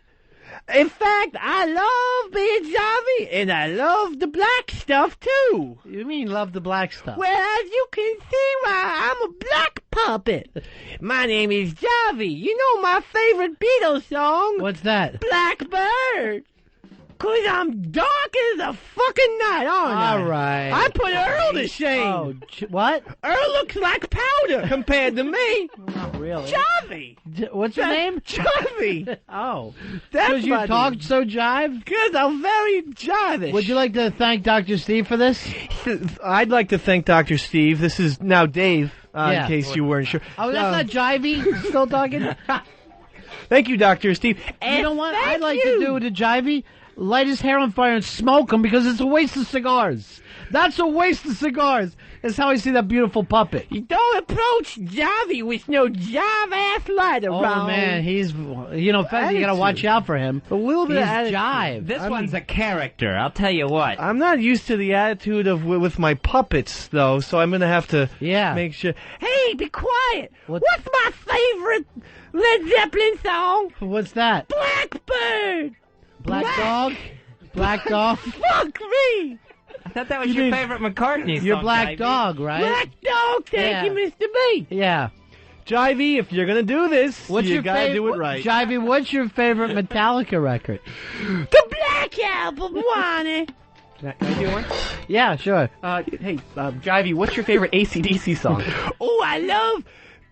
Back in Black. There you go, Jivey. Yeah. You know, Jivey doesn't always like rock and roll, No. so it was difficult for him to think of those titles. So all he's focusing on is the blackness of things. Well, right now, until Jivey sits down and writes some proper material. Right, I say. You know, Jivey's caught off guard. One thing Jivey likes to do is speak about him in third person, because that's what Barry Bonds did, his favorite black baseball player. Well, yeah. He just got a little oddly Southern. Instead of black, he became an old Southern woman. We got some blacks in the South, what? Right, but you weren't always black. That's not jivey. Jivey's more of an urban thing, right? Jivey's a little bit urban, a little bit Southern. Like those, like the family from Utah, the Mormons. A little bit country. Jivey, would you like a couple minutes to work on your voice? Because this one isn't getting over. Jive. Jive, right, okay. Slappy mama down. Slappy two shoes. See, something like that. Pancakes with butter. You know, a jivey favorite. No, not retarded. Jive. Okay, slap 'em good. You know, a jivey favorite piece of technology. What? You know, Jivey's favorite piece of technology is a BlackBerry. BlackBerry. Steve, you're on Ron and Fez. Hey, buddies. Yeah. Hey, Ron, I heard two things. ELO called and offered Jivey the BRC Saturday night at midnight. Ouch. And I know Jivey had a better chance yesterday than Black Earl did. All right. Jivey, are you able to get the women? Jivey smooth with the ladies. He says, Sugar Pop, can I get some nice Barry White? You're getting a little spitty there, aren't you, Jivey? You better swallow every once in a while. It's disgusting. You know, I walk up to them. You know, this is, of course, maintaining that they are puppet women. You know, because I don't really talk to the human women. I say, hey, baby, it's Jivey. And I rub them like I'm rubbing my microphone right now. And I say, you have any puppet in you? Do you want some, baby? Jake, you're on Ron and Fez. Buddies. Yeah. Hey, this asshole sounds like Adam Sandler, Bobby Boucher from The Waterboy. Seriously, you got to stop the Bobby Boucher angle. I know nothing of what Mom always said. Should we call him Jivey or Black Jackie Puppet? Blackie Puppet. Since it's really a ripoff. I'm not familiar with that one, Ron. I think Jivey was just a little excited, and I think as Jivey progresses, Jivey's voice is gonna go a few octaves deeper. I think deep is stupid. I think high is the way to go. Okay, we're going back up now. We're climbing the ladder, so to speak. You know, Jivey loves movies. You know? And, oh, yes, Mr. B. And my favorite movie, currently, horror film, Dark Water. There's the rim shot. What's your name again? Jivey. Papa, you're on Ron and Fez. Yo, Jivey, what's your favorite Squeeze song, bro? Oh, I don't know Squeeze that well. Black coffee. Black coffee bean in the bed. Black coffee bean in the bed. Yes, Squeeze. Not so much. Like the Marvin Gaye, though, but I can't think of any black titles. Hey, it's our friend Frenchie. How are you, Frenchie? Hi, how are you? Good, honey. Hi, Jivey. Can you come drinking with me this weekend? Absolutely not, friend. I may be a puppet, but I have to play by some rules now, thanks to some loose lips last Friday is all I'm going to say about that. I have no idea what you're talking about. Oh, yes, you and the Too Cute and Winnie Cooper know a lot about emails to Ron Bennington. I just want Jivey. Okay, maybe I could. All right, see Aren't you already spending a very urban weekend now? Aren't you already heading to the boogie down? Maybe. Yeah. All right. Isn't it exciting now, Frenchie? Every time you go on a date, you wonder if you're going to be stabbed to death before you get there? Yeah, I'm wondering if I'm going to get cut up on the arm or if I'm going to cut somebody else up. All right, honey. Yeah, all right, see ya. Bye-bye. See you, Frenchie. I know Bronx Johnny's. He's quite serious about Frenchie. What are you talking about? That's all I'm going to say. How far are we saying? I'm not going to say. I don't want to blow up Johnny's spot. Would you say pre-engagement? I'm thinking their wedding bills are on the horizon. Wedding bills are on the horizon? These things are expensive. What happens with you when you come in here? Well, I get tongue. I know you fucking took my team by the time I got in here today. I came in, my fucking team was already taken by you. That wasn't me. Earl, I ever find out you did it to me again, I'm gonna dig your fucking eye out with this thumb. Dig your eye out with this thumb. Won't happen again. Hold on. Get here the same time as every other day. I fucking come walking up. Oh, fucking Dave is on. Took your team. Vice, well, I will not do that again. Yeah. Here's Tom. Tom, you're on Ron and Fez. Yeah, hey guys. We all know how good Javi is at driving a vehicle. I would like to know what his favorite wintertime driving condition is. Oh, I'd very much dislike it when I run over the black ice. Why is that? Because you're black? Slippery? Oh, you're black? yeah, that's right. I was thinking more pragmatical terms. But yeah, black. Black is the truth. 866 Ron Zero Fez. Well, thanks to the number one listener. Thanks, Steve. It's Dr. Steve. Thanks, Dr. Steve, for getting me out of the puppet ghetto down in the South. This is my favorite thing, that he thought someone just sent him bubble wrap.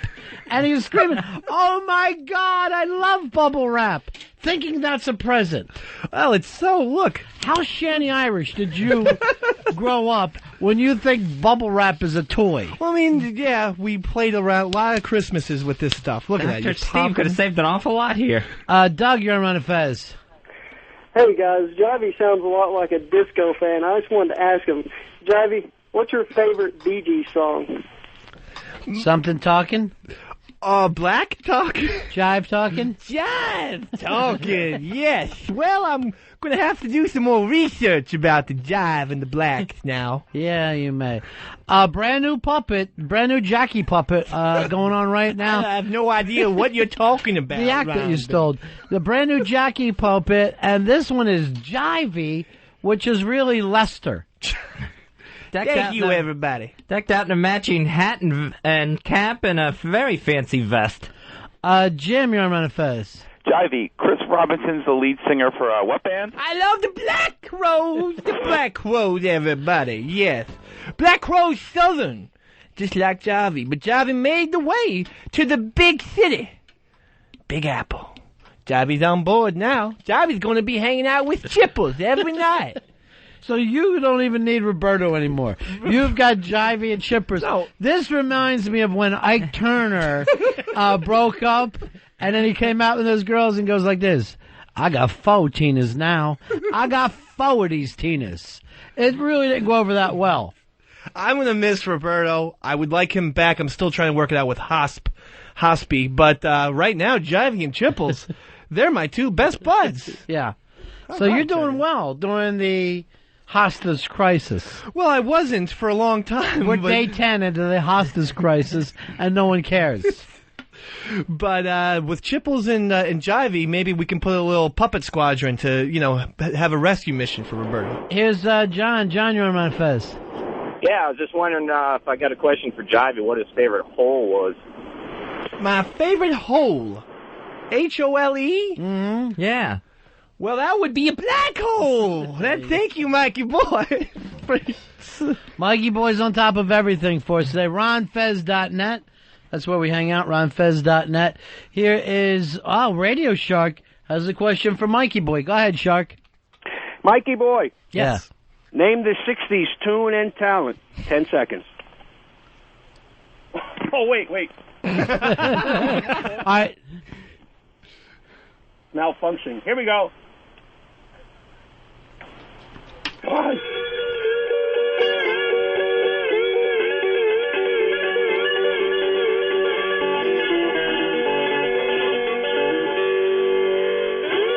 I can name it. Traveling Riverside Blues by Led Zeppelin. Shark? What are you just going to keep playing it? All right, let's hear some more. This is his trip. Oh, Shark.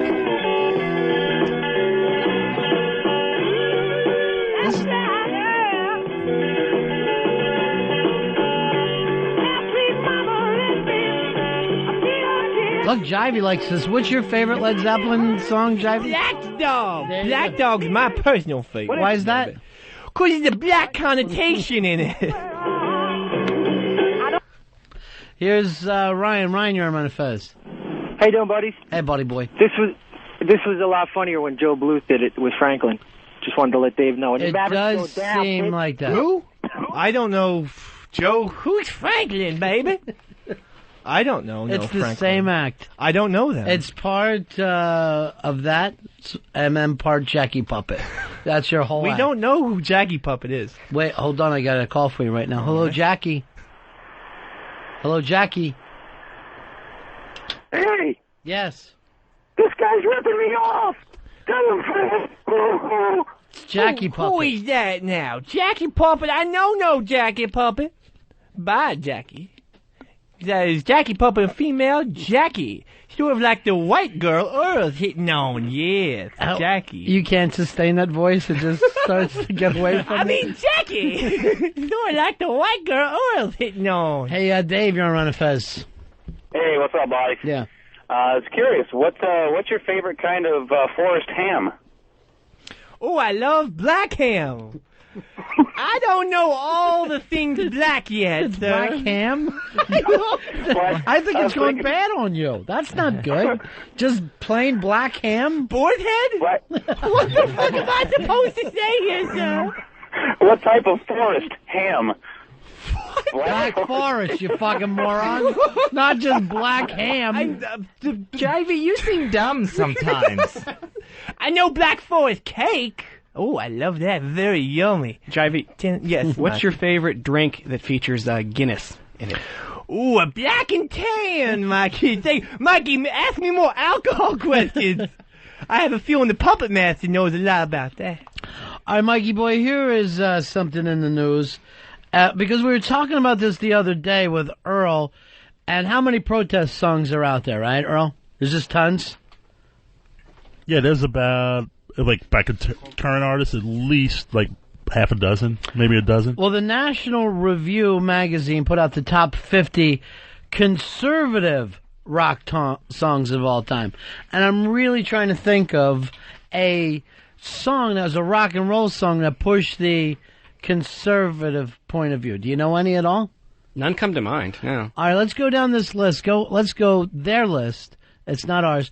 Go to number 10, Earl, and see if we agree here. Because I don't have the list in front of me. Give me a second. Yeah. I'm going to give you a second. I actually gave you days to put this together. No, just kind of... Kind of what? There we go. Try to go back to Jackie Puppet.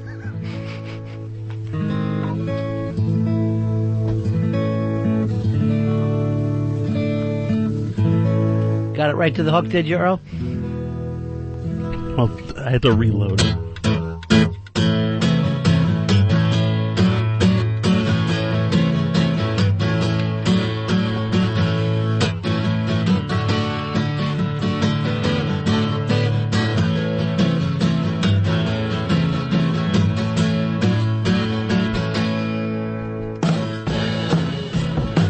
That's the Kinks. I never thought of them as being too conservative. It's, the same band who gave us Lola. Not really gambling on it. Go to number 9 on the list. What is it? Jeez. Now this, by the way, Fez, not my idea. Your guy Earl says to me, I got this whole thing all put together anytime you want.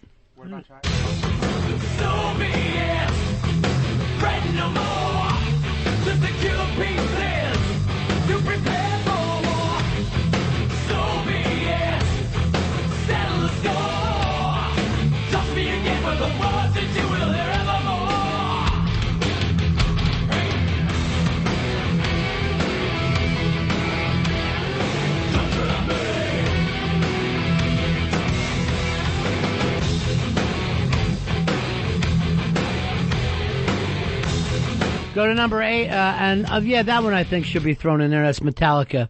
Don't tread on me. Number 8, Bodies. These are the best conservative songs out there.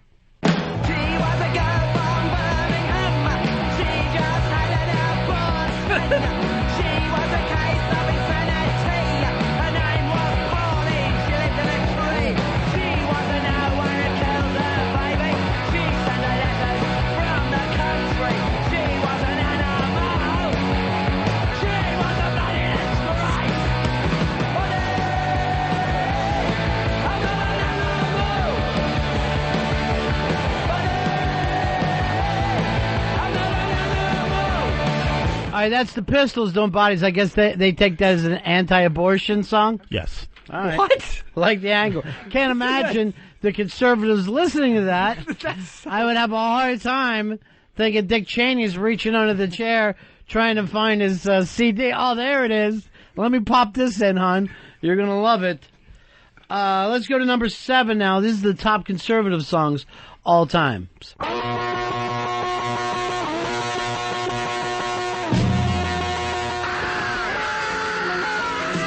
Say you want a revolution, well, you know, we all want to change the world. You tell me that it's evolution, well, you know, we all want to change the world. But when you talk about destruction, don't you know that you can count me out? Don't you know it's gonna be alright? I don't get that one at all either, except for maybe they do the Chairman Mao line. Maybe they take that little shot at Chairman Mao, and that's the way to go. Revolution, the Beatles. Let's go to 6 on the top 10.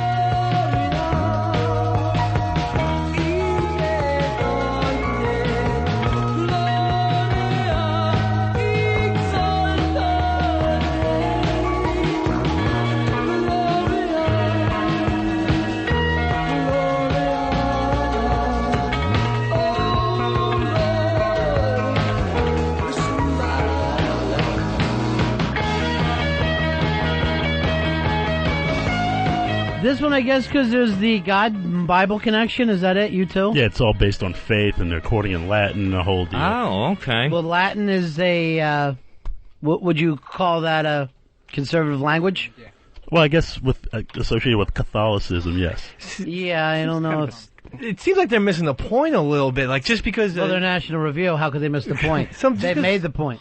Something that has God and faith or abort, whatever, just because there's little phrases. What about the George Michael song, Faith? Is that also a yeah, I mean, song? You gotta have it. Yeah. All right, here's 5. 5, you're on Ron and Fez. Let's go.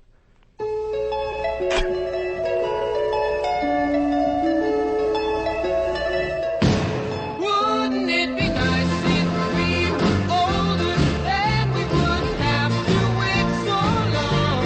And wouldn't it be nice to live together in the kind of world where we belong? No, it's gonna make it that much better when we can say goodnight and stay together. Wouldn't it be nice if we could wait? I guess the angle there is let's wait until we're older. To bone? Get married, yeah. To get married. Yeah, so it's conservative values. The National Review are liking it.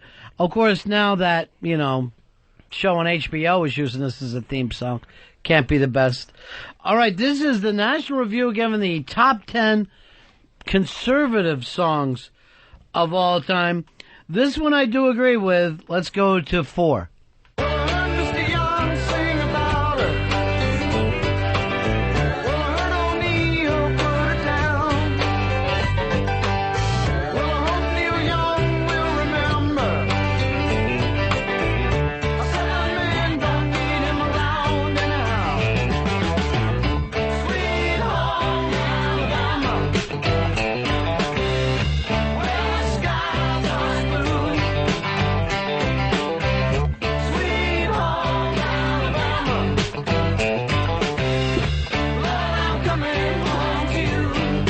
Now, this one, Earl, I think you would agree with, actually promoting George Wallace during the song, during the civil rights time. It's pretty ballsy. Nice conservative tune. Yeah, I mean, it's also anti-Canadian, takes a little dig at Neil Young, too. I don't think they mean that as an anti-Canadian thing. I think they meant that anti-hippie, anti-Yankee altogether. It's very Dixiecrats. Let's go 3. 3, all-time best. Now, this is the song, this is the alarm clock, actually, for George W. Bush. and he leaves this on while he's showering, shaving. Disagree. Please allow me to introduce myself. I'm a man. The reason why conservatives like this song so much is that a black man was stabbed to death while it was playing in Altamont. They're like, oh, this is my favorite part right here. I was around when Jesus Christ had his moment of doubt. Now, what would the reason for this be? No idea. They're all secret devil worshippers? I guess they're depicting bad events here, and it's the devil who did it. Well, there's the reference, of course, to St. Petersburg, which is in Russia. You know, death of communism, the whole deal. Oh yeah, and then they killed the Kennedys. It's the so devil. It's all very fucking exciting. Yeah. Nature of my game. Let's see you drum along to this, drummer. Here we go. In fact, I'll get on the box. That'll sound good.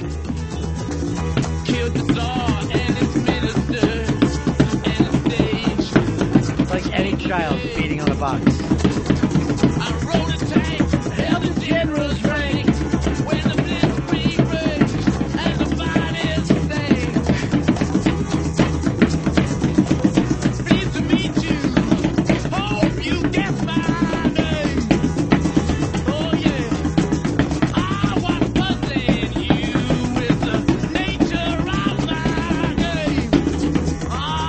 Robert, you're on Ron and Fez. Yeah, hey Ron, is it necessarily that these songs were conservative, or maybe they just got hijacked by the conservative party? I know some of the ones you've been playing have been conservative, but I think a lot of them were hijacked. Well, this is the National Review. I'm not going to speak for them. I guess when I think of this song, I think of conservative values, though. I think of Halliburton, that's for sure. And these aren't the types of songs that campaigns have taken. Like I wish they would. Yeah. I wish they would. You just come walking out the city for the devil, pull a 666 out on your head. All right, let's go to to number 2, Earl.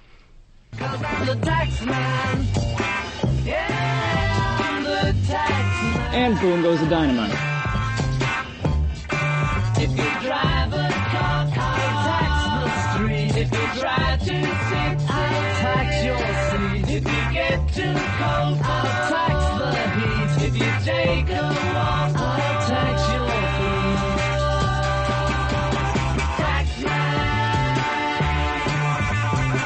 feet. This, of course, Taxman, when the Beatles let their plan known for smaller government be known. You can let that run a little bit, Earl. You can let it run underneath while we're talking. Taxman, conservatives have that. National Review actually has that number 2 all-time favorite conservative songs. Let's go to number 1. Number 1? Take a bow for the new revolution. Slide and green and the change all around.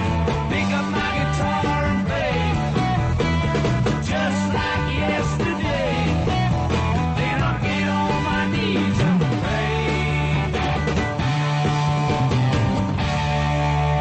We don't get fooled again.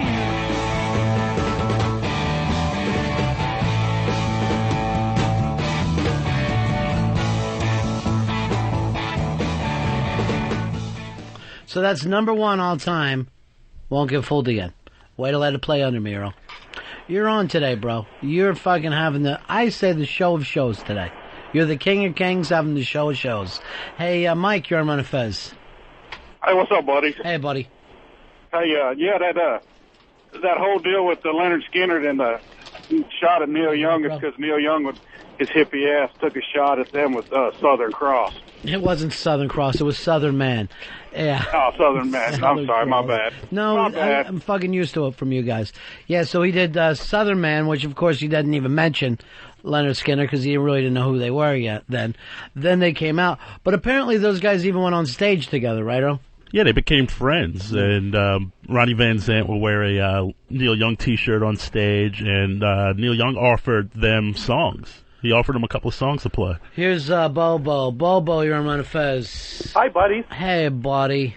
Hey, how clueless is the National Review as to the concept of irony? Yeah. Well, you know what? Maybe it's you, Bobo, that don't get the ironic thing. Maybe the hippies were teasing you all those years. And really, these things... Because if you look at this, most of these songs actually went on to become American Express or Nike commercials anyway. Yeah, but, well, like, take Won't Get Fooled Again, right? Mm-hmm. Who's Next? That album cover was... Keith Richards was arrested for public urination. And in defense of him, the cover of that album is the 4 members of the Who just finishing up pissing on the side of a building. That's not a conservative value?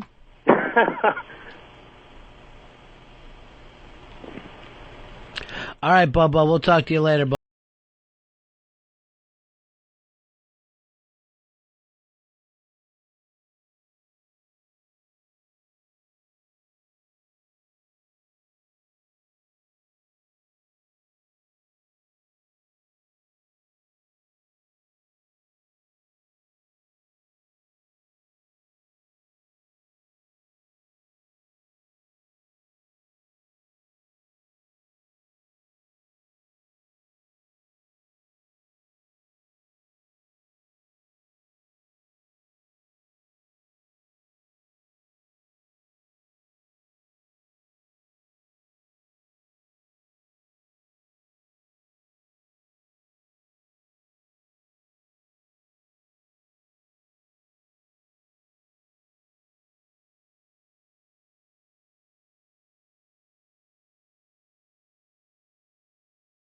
Yes, Memorial Day weekend. What do you have planned over this weekend? I'm just going to take it easy, get some rest. Earl, what do you have planned over this weekend? I was definitely going to go out shooting, and then I was going to catch a couple of bands. Don't you have something special planned? Isn't this a special time for you? Yes. Something going on this weekend?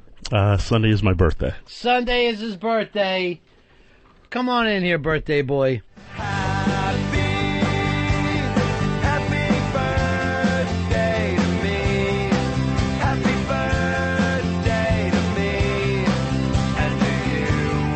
Happy birthday, buddy. Thank you. Thank you very What do you got special planned for your birthday? I'm going to spend part of Sunday with my parents. Uh-huh. Because they always do something for my birthday. What do they got planned this year, do you know? It's always a little bit different. Like one year they serenaded me, which was kind of... How was that? Old Chi-Light songs? No, it was just very off-key. All right, here's your cake. It's a beautiful cake for you. Oh, thank you very much. Now, it's lovely cake. Not lit, so... You're going to have to light it yourself with these matches. Oh, God. You know how much I hate matches. Earl, you're how old this birthday? 36. 36 years old, and you still cannot light matches, is that right? It's not that I can't light matches. It's a phobia. It's something, I can't even explain. Can you use a lighter? I can use a lighter. Stop. That is with the matches. What is it? I could use a lighter. I could use one of those power lighters for the grill. You use the long grill lighter at your house? No, I use wooden stick matches. Stop it. So any kind of fire gets you scared? Yeah, I don't know what I think something happened to me with a kid in fire because it freaks me out. All right, let's see you try to light a match for your birthday candle. My hands are already shaking. You've got to light all these candles. It's an amazing thing how long we can stand on these phobias, and you would think, well, you get over them, but here he is. He's going to his 36th birthday and still struggling. I mean, look, my hands are shaking. I know they are. They're shaking. They're still literally shaking. Struggling lighting a match. What's the scary part for you? Is it like the actual fire? You're afraid you're going to get burned? Or is it that sudden instant where the match lights? Why don't we have him light the match? I think it's just fear of getting burned up. Yeah. Yeah, the fear of getting burned up. I don't know what it is. I really can't explain it. What is it? What is it, Earl? Oh, I'm sorry. I thought that when you saw the lit match come, you would think to yourself, this is easy, I can light one. I mean, look at me. This never happens to me. If you could catch one of those lit ones, then it would already be lit for you. Go ahead and strike that match, Earl. I can't do it. I honestly cannot do it. He is going to strike it so lightly. Look, Earl, nice, and when you're just doing it, right across, and then throw. Then throw. What if that would have landed on you? You would have burned up. I would have burned up. I would have been darker than I already am. All right, go ahead and light it up. We can't have cake till these candles get lit. I am throwing another one. Earl, careful. Now you got me jumpy. Careful. Oh, Earl, that was lit. It's on the seat. No, I'm only kidding. Go ahead and light it. Look how soft he does that. No, I mean, I'm scared. You gotta push it down. Well, I know that, but I'm just, my hands are like, they're clammy, they're shaking. Could you do this lighter? I could probably do the lighter, yes. Yeah. But I first would you gotta get a match lit and let it burn all the way down to your fingers. I would love to end this phobia. Yeah. Because I don't have any. This is the biggest one. It's your only real phobia. Yes. Hey, when the alarm went off the other day, you were the guy who stayed in the building. It was just this weird little zone I was in where I was just like, okay, because they always tell you in an emergency, stay calm anyway. Right. So I was just like, okay, I'm going to load the segment. I'll let everyone know that needs to know what's going on, and I'll be out of the building. So I didn't even know where. And then Dave runs in and tells me it's on the 4th floor, and I got even more calm. That was the worst thing you've ever yelled. It's on 4, he yells. And we're on 5. Little John screamed at him, we're on 5. Yeah, I mean, and even then, when he said that, I was even more calm than I already was. All right, strike a match. Strike a match for freedom. His hands are shaking. They really are. He hasn't gotten one lit yet.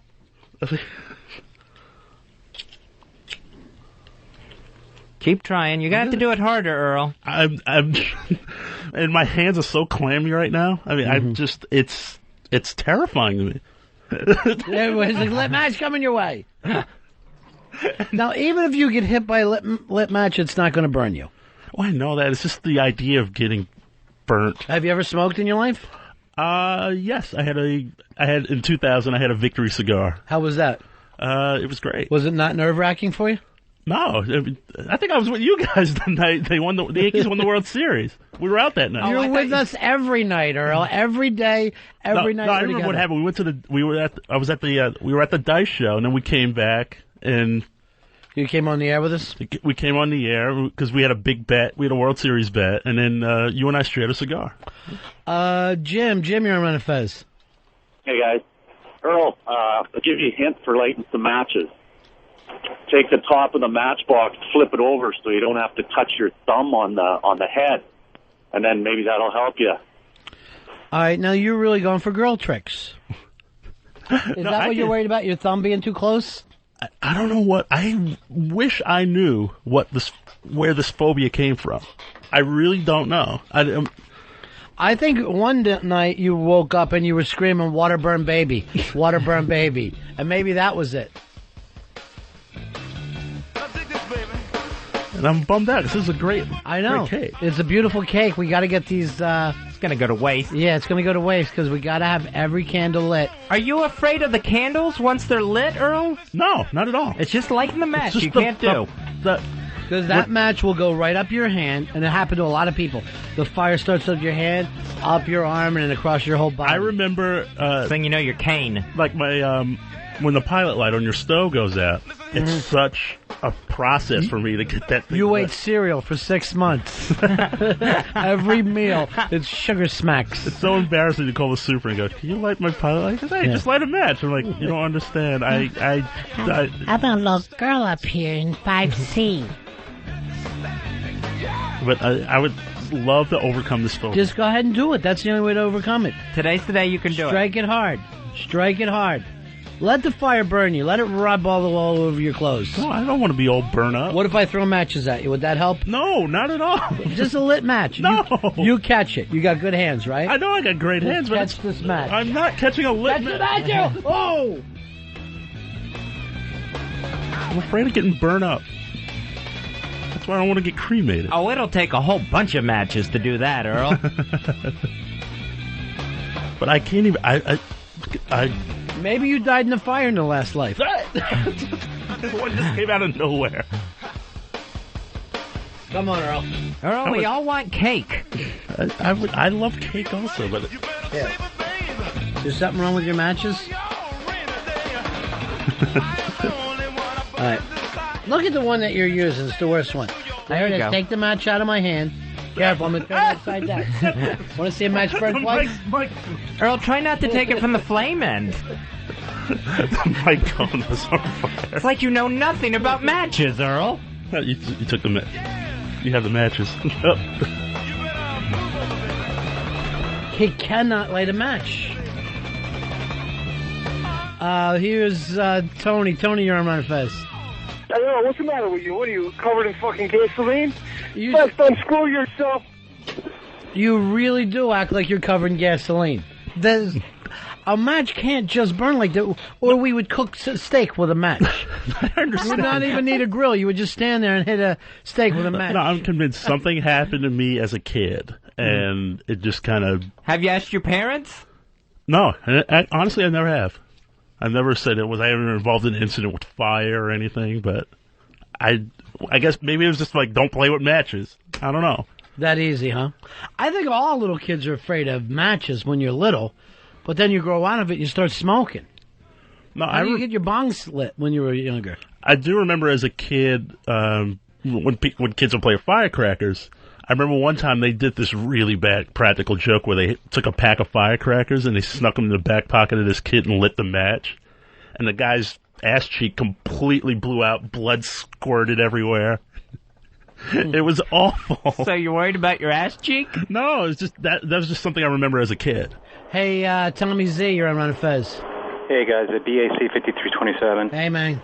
Hey, yeah, Earl, you know, it's funny, I had something else to say, but first, I had that problem also. I remember when I was 4 years old, I took a pack of my father's matches, and for some odd reason, I guess I didn't want them to see what I was doing, so I sat on the floor next to the couch, and I was lighting them kind of behind my back, and for some reason, when one lit and it actually stuck to my thumb, I went literally berserk. I was crying, it hurt like hell, and then I never told my mother or anyone, you know, what happened, but for a while that freaked me out, and it took a long time because I could always still smell what it smelled like on the skin, and I always left that mark there.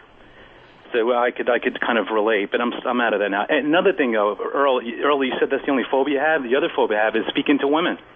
Oh yeah, that is your two biggest phobias. No, I can speak to women just fine. It's just I hate the group situation. That I'll admit I am very uncomfortable, especially when like you're talking to one girl and one girl's flanked on the left and the other girl's flanked on the right, and they're just kind of passing commentary on you. Yeah, that drove you crazy yesterday. Drove me nuts. You saw how angry I got. You were furious. You were like you said, I'm going to start killing women. No, I didn't. I'm not going to kill any women. Ed, you're on Ron and Fez. Hey, you got to watch those blacks go up quick. Look at Michael Jackson and Richard Pryor. Is that some of the things that you worry about? Was it Richard Pryor when you were little? Send him to a Great White concert. Hey. Is that your worst fear ever? When you hear about something like that taking place? Yeah, I mean, who wouldn't want to be caught in a fire? Yeah, it's got to be the worst. Especially like that. No, but I don't know. I never was involved in a fire. I mean, I remember next door there was a fire and we had to evacuate, obviously, but never where you walk into a room and it's all lit up or anything. I've never been involved with that type of situation. I've been in one of those things where the smoke is so big that you can't see, and you're going, I don't fucking know how to... I mean, you can start to see how people lose it in smoke. Because a lot of times they only need to get 3-4 feet to get out a window. But when the smoke becomes everything, you can't even see in front of you. So you couldn't see... You couldn't see anything, couldn't see the hand. No. You didn't hit the deck or anything? Luckily, the only thing we had going for us, it was just smoke. It wasn't fire everywhere. But you know when they say that get on the floor shit, you couldn't fucking see anything in this room. It was just... So, I mean, and everybody was actually panicking. It was in the middle of the night. But if there would have been a fire on the other side of that, I don't know what would have happened. But it was really just heavy smoke, and the fire never really took. So you just went in blind? Yeah. You just, because You're I would, blind. my initial... You're not only blind, you can't see. I mean, you can't breathe, you can't see. Everything's gone. No, because my initial reaction to anything like that is always hit the floor and crawl out. Yeah, I know you think that way, Earl. But once you can't breathe, you don't know what you're doing. What are you going to do? Crawl right into a fire hole. Go ahead and light your match. Look at him now. He's ready to talk about anything. Just to stop lighting the match. Okay, here we go. You cannot light a match. See, I've broken it in half. I broke the little... You wore it out there. I wore it out. What would you rather do? Light a match or have everybody on the show throw matches at you for your birthday? Lit matches. I'd rather light the matches. No, I don't want to get matches thrown at me. I know. So you got 1 minute to light a match. or else you are going to be what we call in the middle of a firestorm. I am not the Human Torch. You will be. I broke that one, too. Clock's ticking, Earl. I know, I'm working on it. Cannot light a match. I can't do it. I really can't. I wish I could, but... All right, if I light a match, could you hold it? Yes. It's just the lighting part I have a problem with. You know what to do? Take two of them. Take two matches. It'll pop up for you. Right there. You're trying to hand it Take them from Ronnie, Earl. I know, but he keeps handing me from the fire side. We're going to take these or not, Earl? Not from the fire end of it.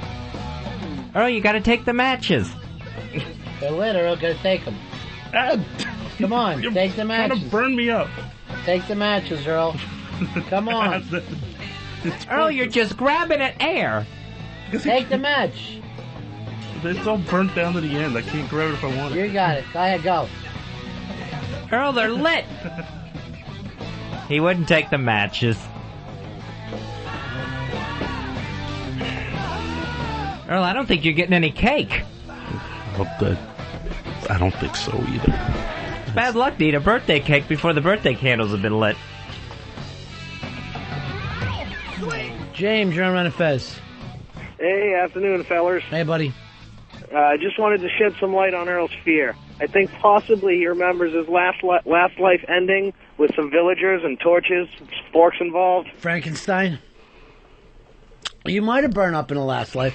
Do you believe in previous lives, Earl? No, actually, I don't. You forsake Jesus as your savior, and maybe you're a Buddhist. No.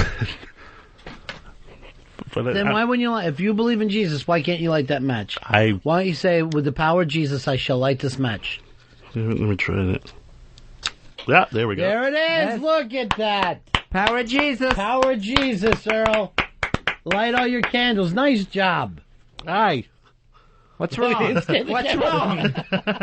Look at it. It actually started to spread on him. A match. Stay with it, Earl. Now you just throw a match in the middle of the cake. It just melted into the cake. You got one candle lit off of that match. Where do you tell your parents you lit a match this week? They are going to be so proud. Now you can start doing it in their bathroom when you're doing your business. No, he's going to be like this. When I said the power of Jesus, something just overtook me. Earl, would you like to meet Jivey for your birthday? Do you want Jivey to sing happy birthday to you? So, Jivey or Lester? It looks exactly like Lester. Rob, you're on Ron and Fez. Yeah, hey guys, what's up? Yeah. Earl got that match lit. I was going to tell him you need to call Tyra Banks. Does she help with the phobias now? Help. Yeah. Does she goes all the way with the phobias now? Yeah, she does a lot of that. So this show of hers must be popular, huh?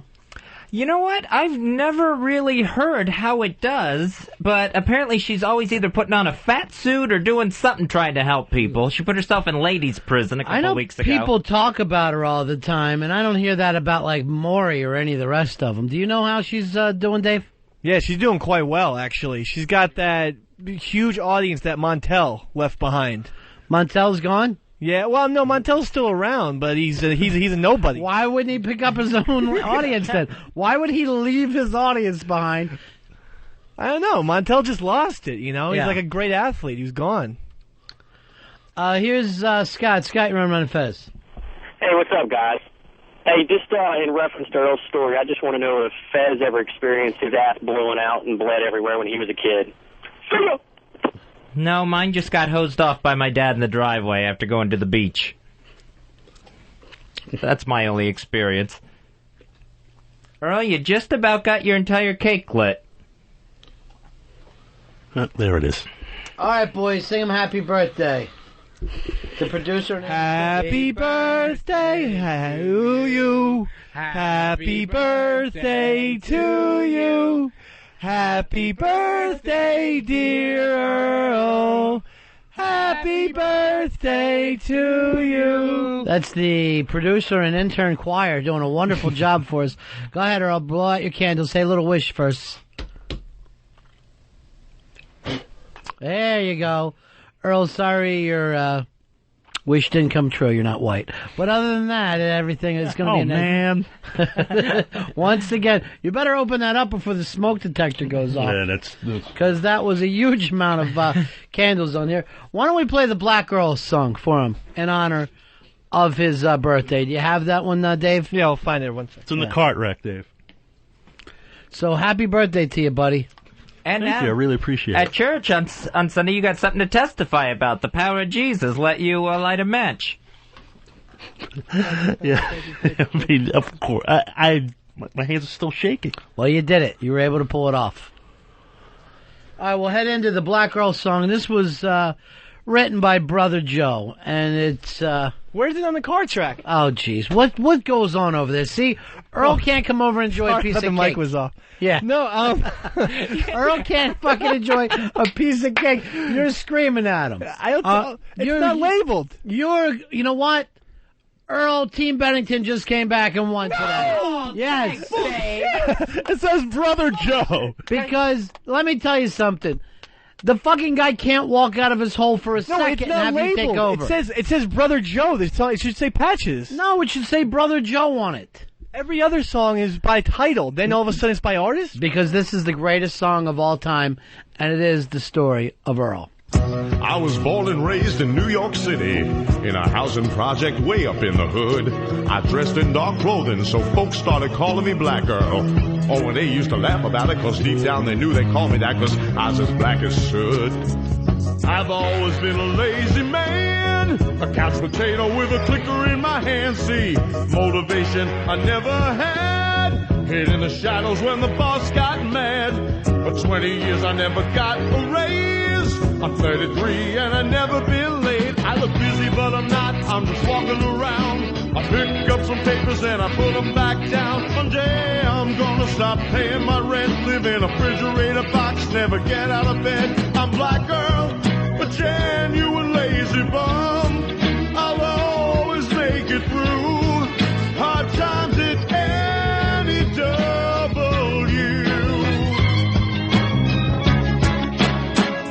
Then one day some lame brains came and took O&A away. And at the age of 33, I felt like I was carrying the weight of the whole station on my shoulders. And Ron and Fez knew what I was going through.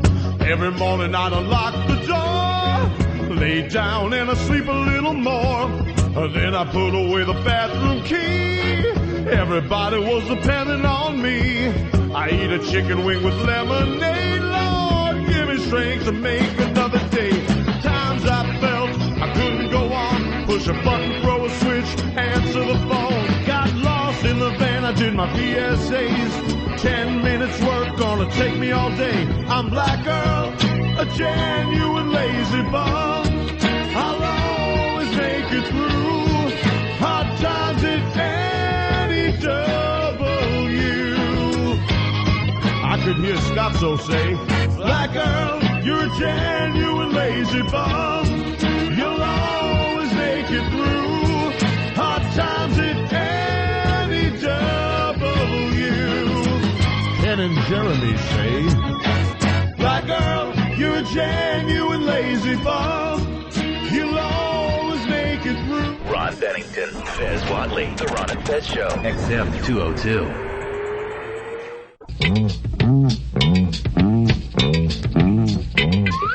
Hey, hey, hey, it's Fred Albert, and I'm gonna sing a song for you.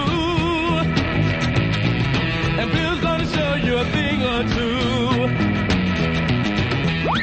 You'll have some fun now with me and all the gang, learning from each other while we do our thing.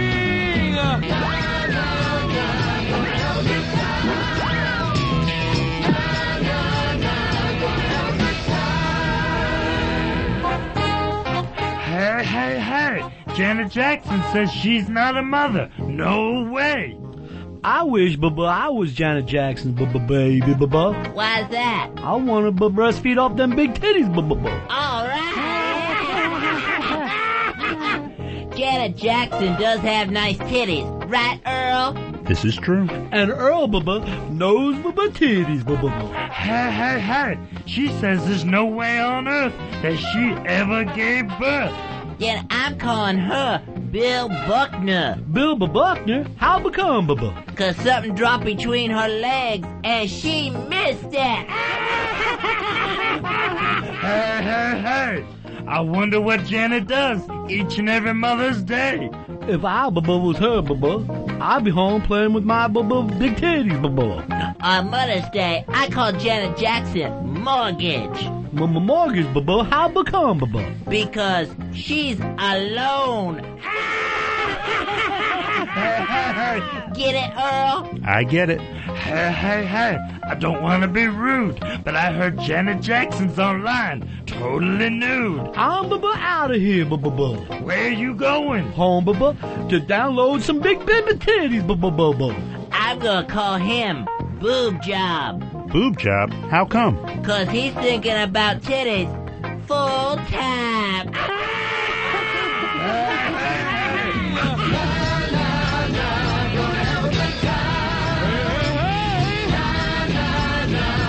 This is Bill Cosby coming at you with music and fun. And if you're not careful, you may learn something before it's done.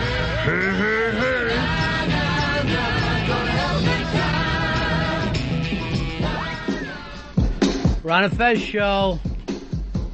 On Sunday, June 4th, the folks at Red Rock Saloon, they're going to be holding a bike run and a pig roast to support the Wounded Warriors Project. The bike run that's going to be starting on the LIE Exit 49's Park and Ride between 9 a.m. and 11 a.m. That's where you can sign up. And then the bike run will kick off at 11:30 a.m. That's Sunday, June 4th. For more information, you can check out woundedwarriorproject.org. Michelle Rodriguez from Lost, she's starting to serve her 60-day jail sentence and saying that once her time is done, she's going to leave the country. She says, I'm moving to France. You know, people don't bother you there. I do what I gotta do, then I leave the country and never come back. That's teaching us, Michelle. Go to a place where you're allowed to drink and drive. Then we'll all be sorry. I had the feeling she'll actually do it. Like with her last jail sentence, the 5-day sentence, where she's like, no, I'm not going to do community service whatsoever. I think she would actually do this. She will leave the country. She may come back, but I think she's going to try this France thing for a while. I don't see her doing a lot of French movies. One of the female jurors in the Scott Peterson trial, she's now started a pen pal correspondence with him on death row. So this is, I don't know if you remember this juror.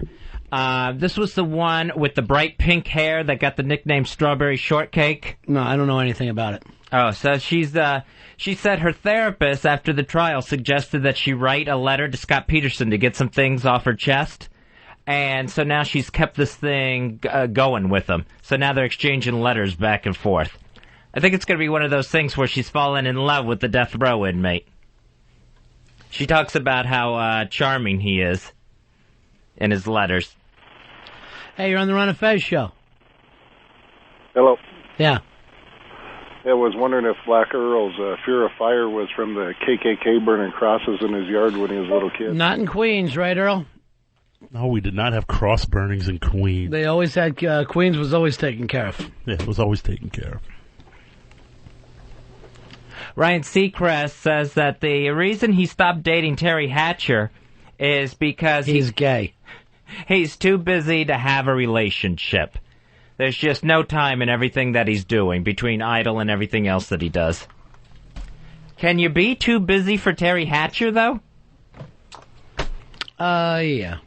When you're gay, what do you care?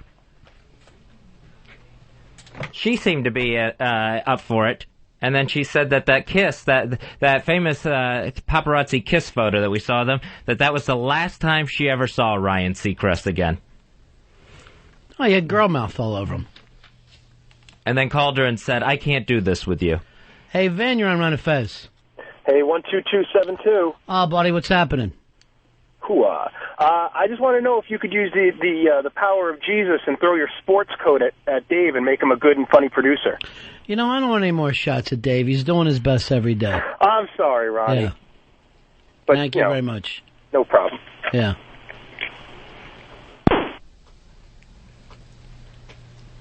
Nevada officials are pressing the Department of Veteran Affairs to allow a family of a soldier killed in Afghanistan to place a Wiccan symbol on his headstone. So far the feds are refusing to grant the request of Sergeant Patrick Stewart. He was killed in Afghanistan last summer when his Nevada Army National Guard helicopter was shot down. Well, I think if a guy gives his life for his country, the last thing that we want to do is honor him with his religious beliefs.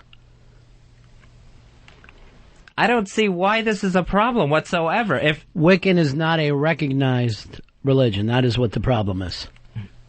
It seems like if his family went ahead and got it put on there without telling anyone, the feds probably wouldn't have even noticed. No, they actually do it themselves. When you go through one of those, you've got to tell them what you want on there. They kind of own the entire place. It's not like it's back at his own cemetery. You know, it's in the federal cemetery. Oh, okay. And it's not recognized by the United States, I guess, right now, the Wiccan religion. Even though it was around before Christianity, for some reason, hasn't been recognized yet. Folk singer Joan Baez, she's sleeping in a tree in Los Angeles. She was doing that on Wednesday. You're just whipping through these on a straight line, one after another? It's like doing the news. What do we got here? She's trying to save a community garden from demolition, so Joan Baez has been sleeping in a tree to try to protest this. Are you sure it says she's against that, or she wants everyone to know that she's a bird now? I think she's trying to save the garden here. Do you think these things ever work? Rosa Parks would say yes.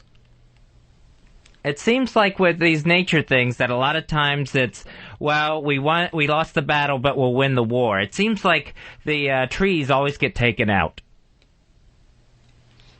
Well, we'll have to watch and see what happens. Here is Sean. Sean, you're on Ron and Fez. Hey, what's up, buddies? Yeah. I know you said no more shots at Dave, but did anybody realize that Dave, the second line into the song of Happy Birthday, forgot the fucking words? Dave has a lot of problems singing. I mean, Maestro and I understand. I mean, I know that was triples, but, I mean, come on, Happy Birthday? Yeah. Come on. Dave, you screwed up Happy Birthday? The problem is I got confused with another Happy Birthday song that we sing in our family, so it was different. It starts off with Happy Birthday, but it's a totally different song. All right, let me hear it. Happy birthday just for you. Happy birthday, and may all your dreams come true. When you blow out the candles, there remains a glow. It's the sunshine of your smile wherever you go.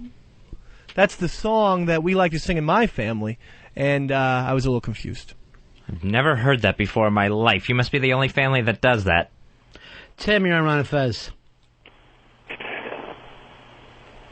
Go ahead, Tim. Hello? Yeah, buddy. I'm trying to get your opinion out there, buddy. Try to call back if you can. No, it's locked in. I can't get it out. Michael, you're on Ron and Fez. Hey, buddies. How y'all doing? Yeah. I was going to let you know, Montel Williams, he didn't leave because he wasn't the shit. He left because he has MS. He had to go into treatment. My wife loves that damn show. It's still on, though, right? Yeah, it's got replays and stuff, but he's had to go out. He's had to go through treatment and stuff. He's got it real bad off. Okay, thank you very much. Here is Brooklyn Ace, you're on Fez. What's up, Ron Fezzy? First of all, happy holiday for the weekend. Number two, I think Joan Baez is trying to prove she's alive. That's why she's sitting in a tree. Nobody knows she's still around. Later, boys. Roger, you're on Ron and Fez. Hey, man, just wanted to kind of touch base on you're talking about Wiccan a minute ago being a religion. It's not really categorized as a religion. I didn't know if you were aware of that or not. Yeah, it's not recognized as part of this thing that I guess you could even get in as an atheist. You could have some symbol put on that, but the symbol for his religion they don't accept. Yeah, it's kind of like, I guess, more along the lines of like a witchcraft type. Yeah. Is what it is. Yeah, which Wiccans are witches. You are right. Yeah, exactly. You guys have a good weekend. But that is what the guy is, and why can't he be honored for his own belief system? I mean, everyone else gets to. I mean, he should be able to have anything on that tombstone that his family would like to put on that. All right, what if they want to put twat? Probably not obscenities. Chris, you're on Ron and Fez. How you doing, boys? Yeah. Yeah, I can understand Dave getting confused about that song. It's pretty simple. Doesn't change the fact he's still a fucking douchebag. Yeah, well, you know what? We're all going to be nicer today. We're all going to be nicer to Dave and Earl and anybody who speaks in here who doesn't happen to be Ron or Fez doesn't need to get all your heat thrown at them.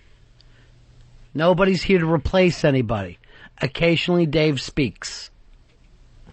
Jay, you're on Ron and Fez. Yeah, I just wanted to say, Wiccan has been a nationally recognized religion for like 15 years. I used to go out with a crazy broad that was into it, and we'd go into those weird-ass bookstores all the time, and they always had it posted that it was federally recognized. Yeah, I guess it isn't in this federal cemetery, though.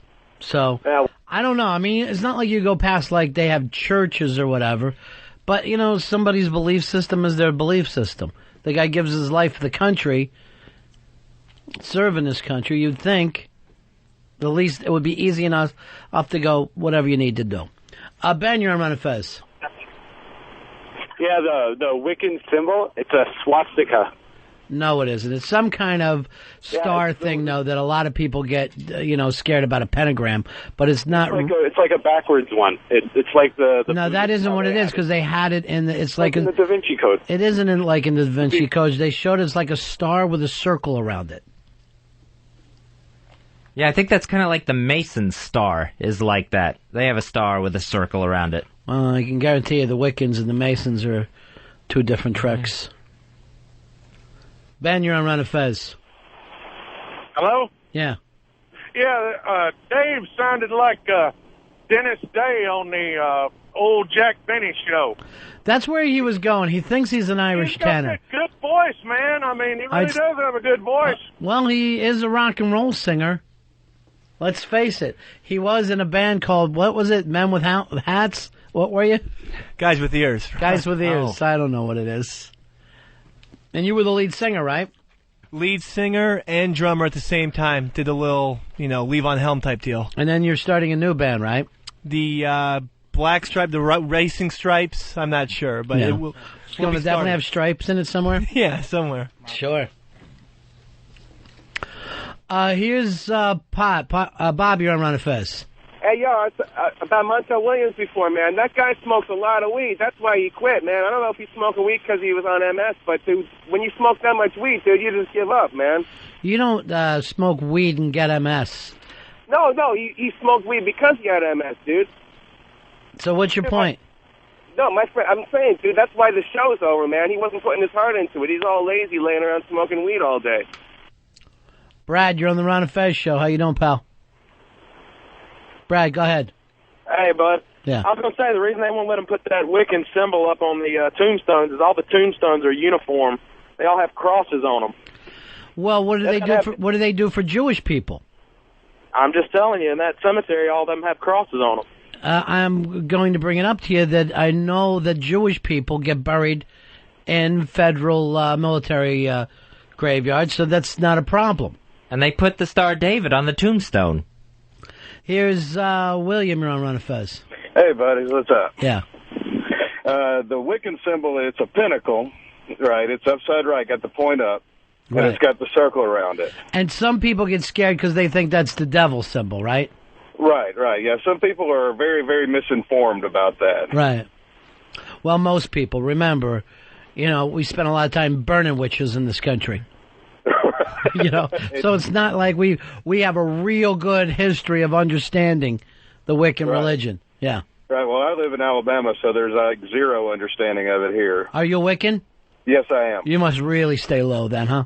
Yeah, you got to stay on the DL big time in Alabama. And then people are going, what church do you go to? And you're like, oh, some other one. I'm not just Not that way. A little bit. What? Go down there where my grandmother went. That's where I go. Yeah, that's it. What led you to the Wiccan religion? Why did you get involved in it? Complete disenchantment with all other organized religion, for the most part. Basically, people, seeing a lot of judgmental people that didn't practice what they preach, a bunch of hypocrites, and it just led me down the path to find a bunch of accepting folks. And so you belong to, what would that be called, a coven? A coven, yes, sir. Yeah, so there's a bunch of you? Actually, in North Alabama, there's about 5 or 6 practicing covens in this area, so probably somewhere in the neighborhood of 40 or 50 actually really active Wiccans, and then in the neighborhood of about 100, 125 more that are, I guess, dabblers, you'd call them. Kitchen witches. Kitchen witches, there you go. All right, my friend, stay low. All right, man. Take it peace.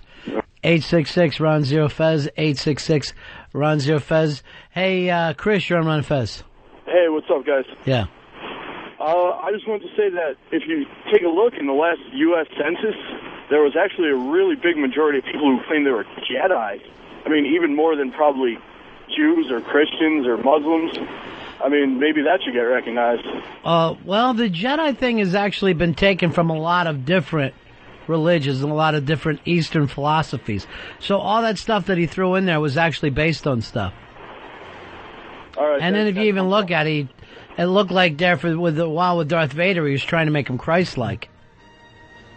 But I don't think, according to the census, there were more Jedis than Christians in the country. He's taken a thing from the English census. It wasn't even ours. Earl's got a very big birthday weekend. He's going to go out and light matches.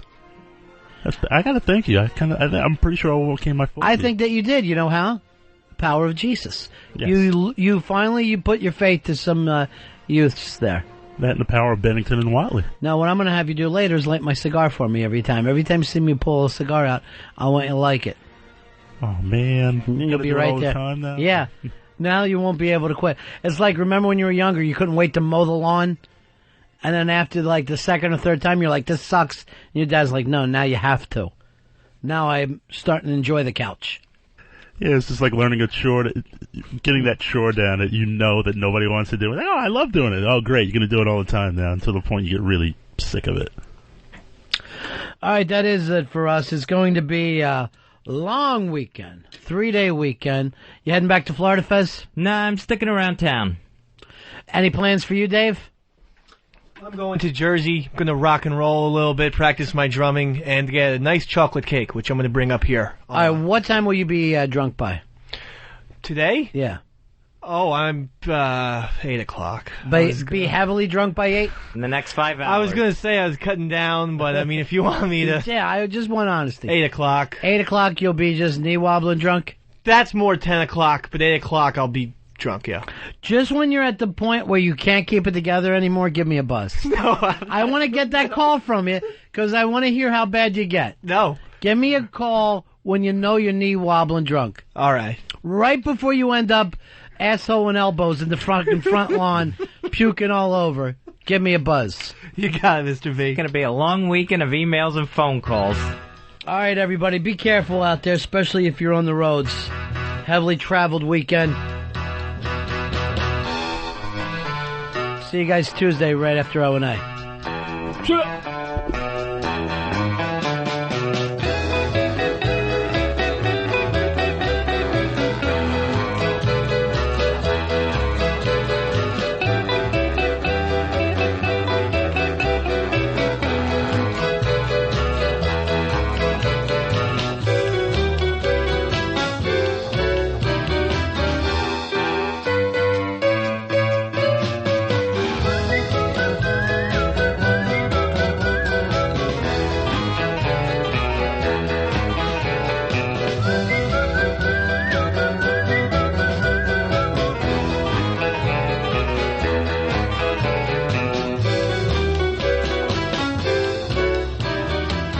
The Ron and Fez Show.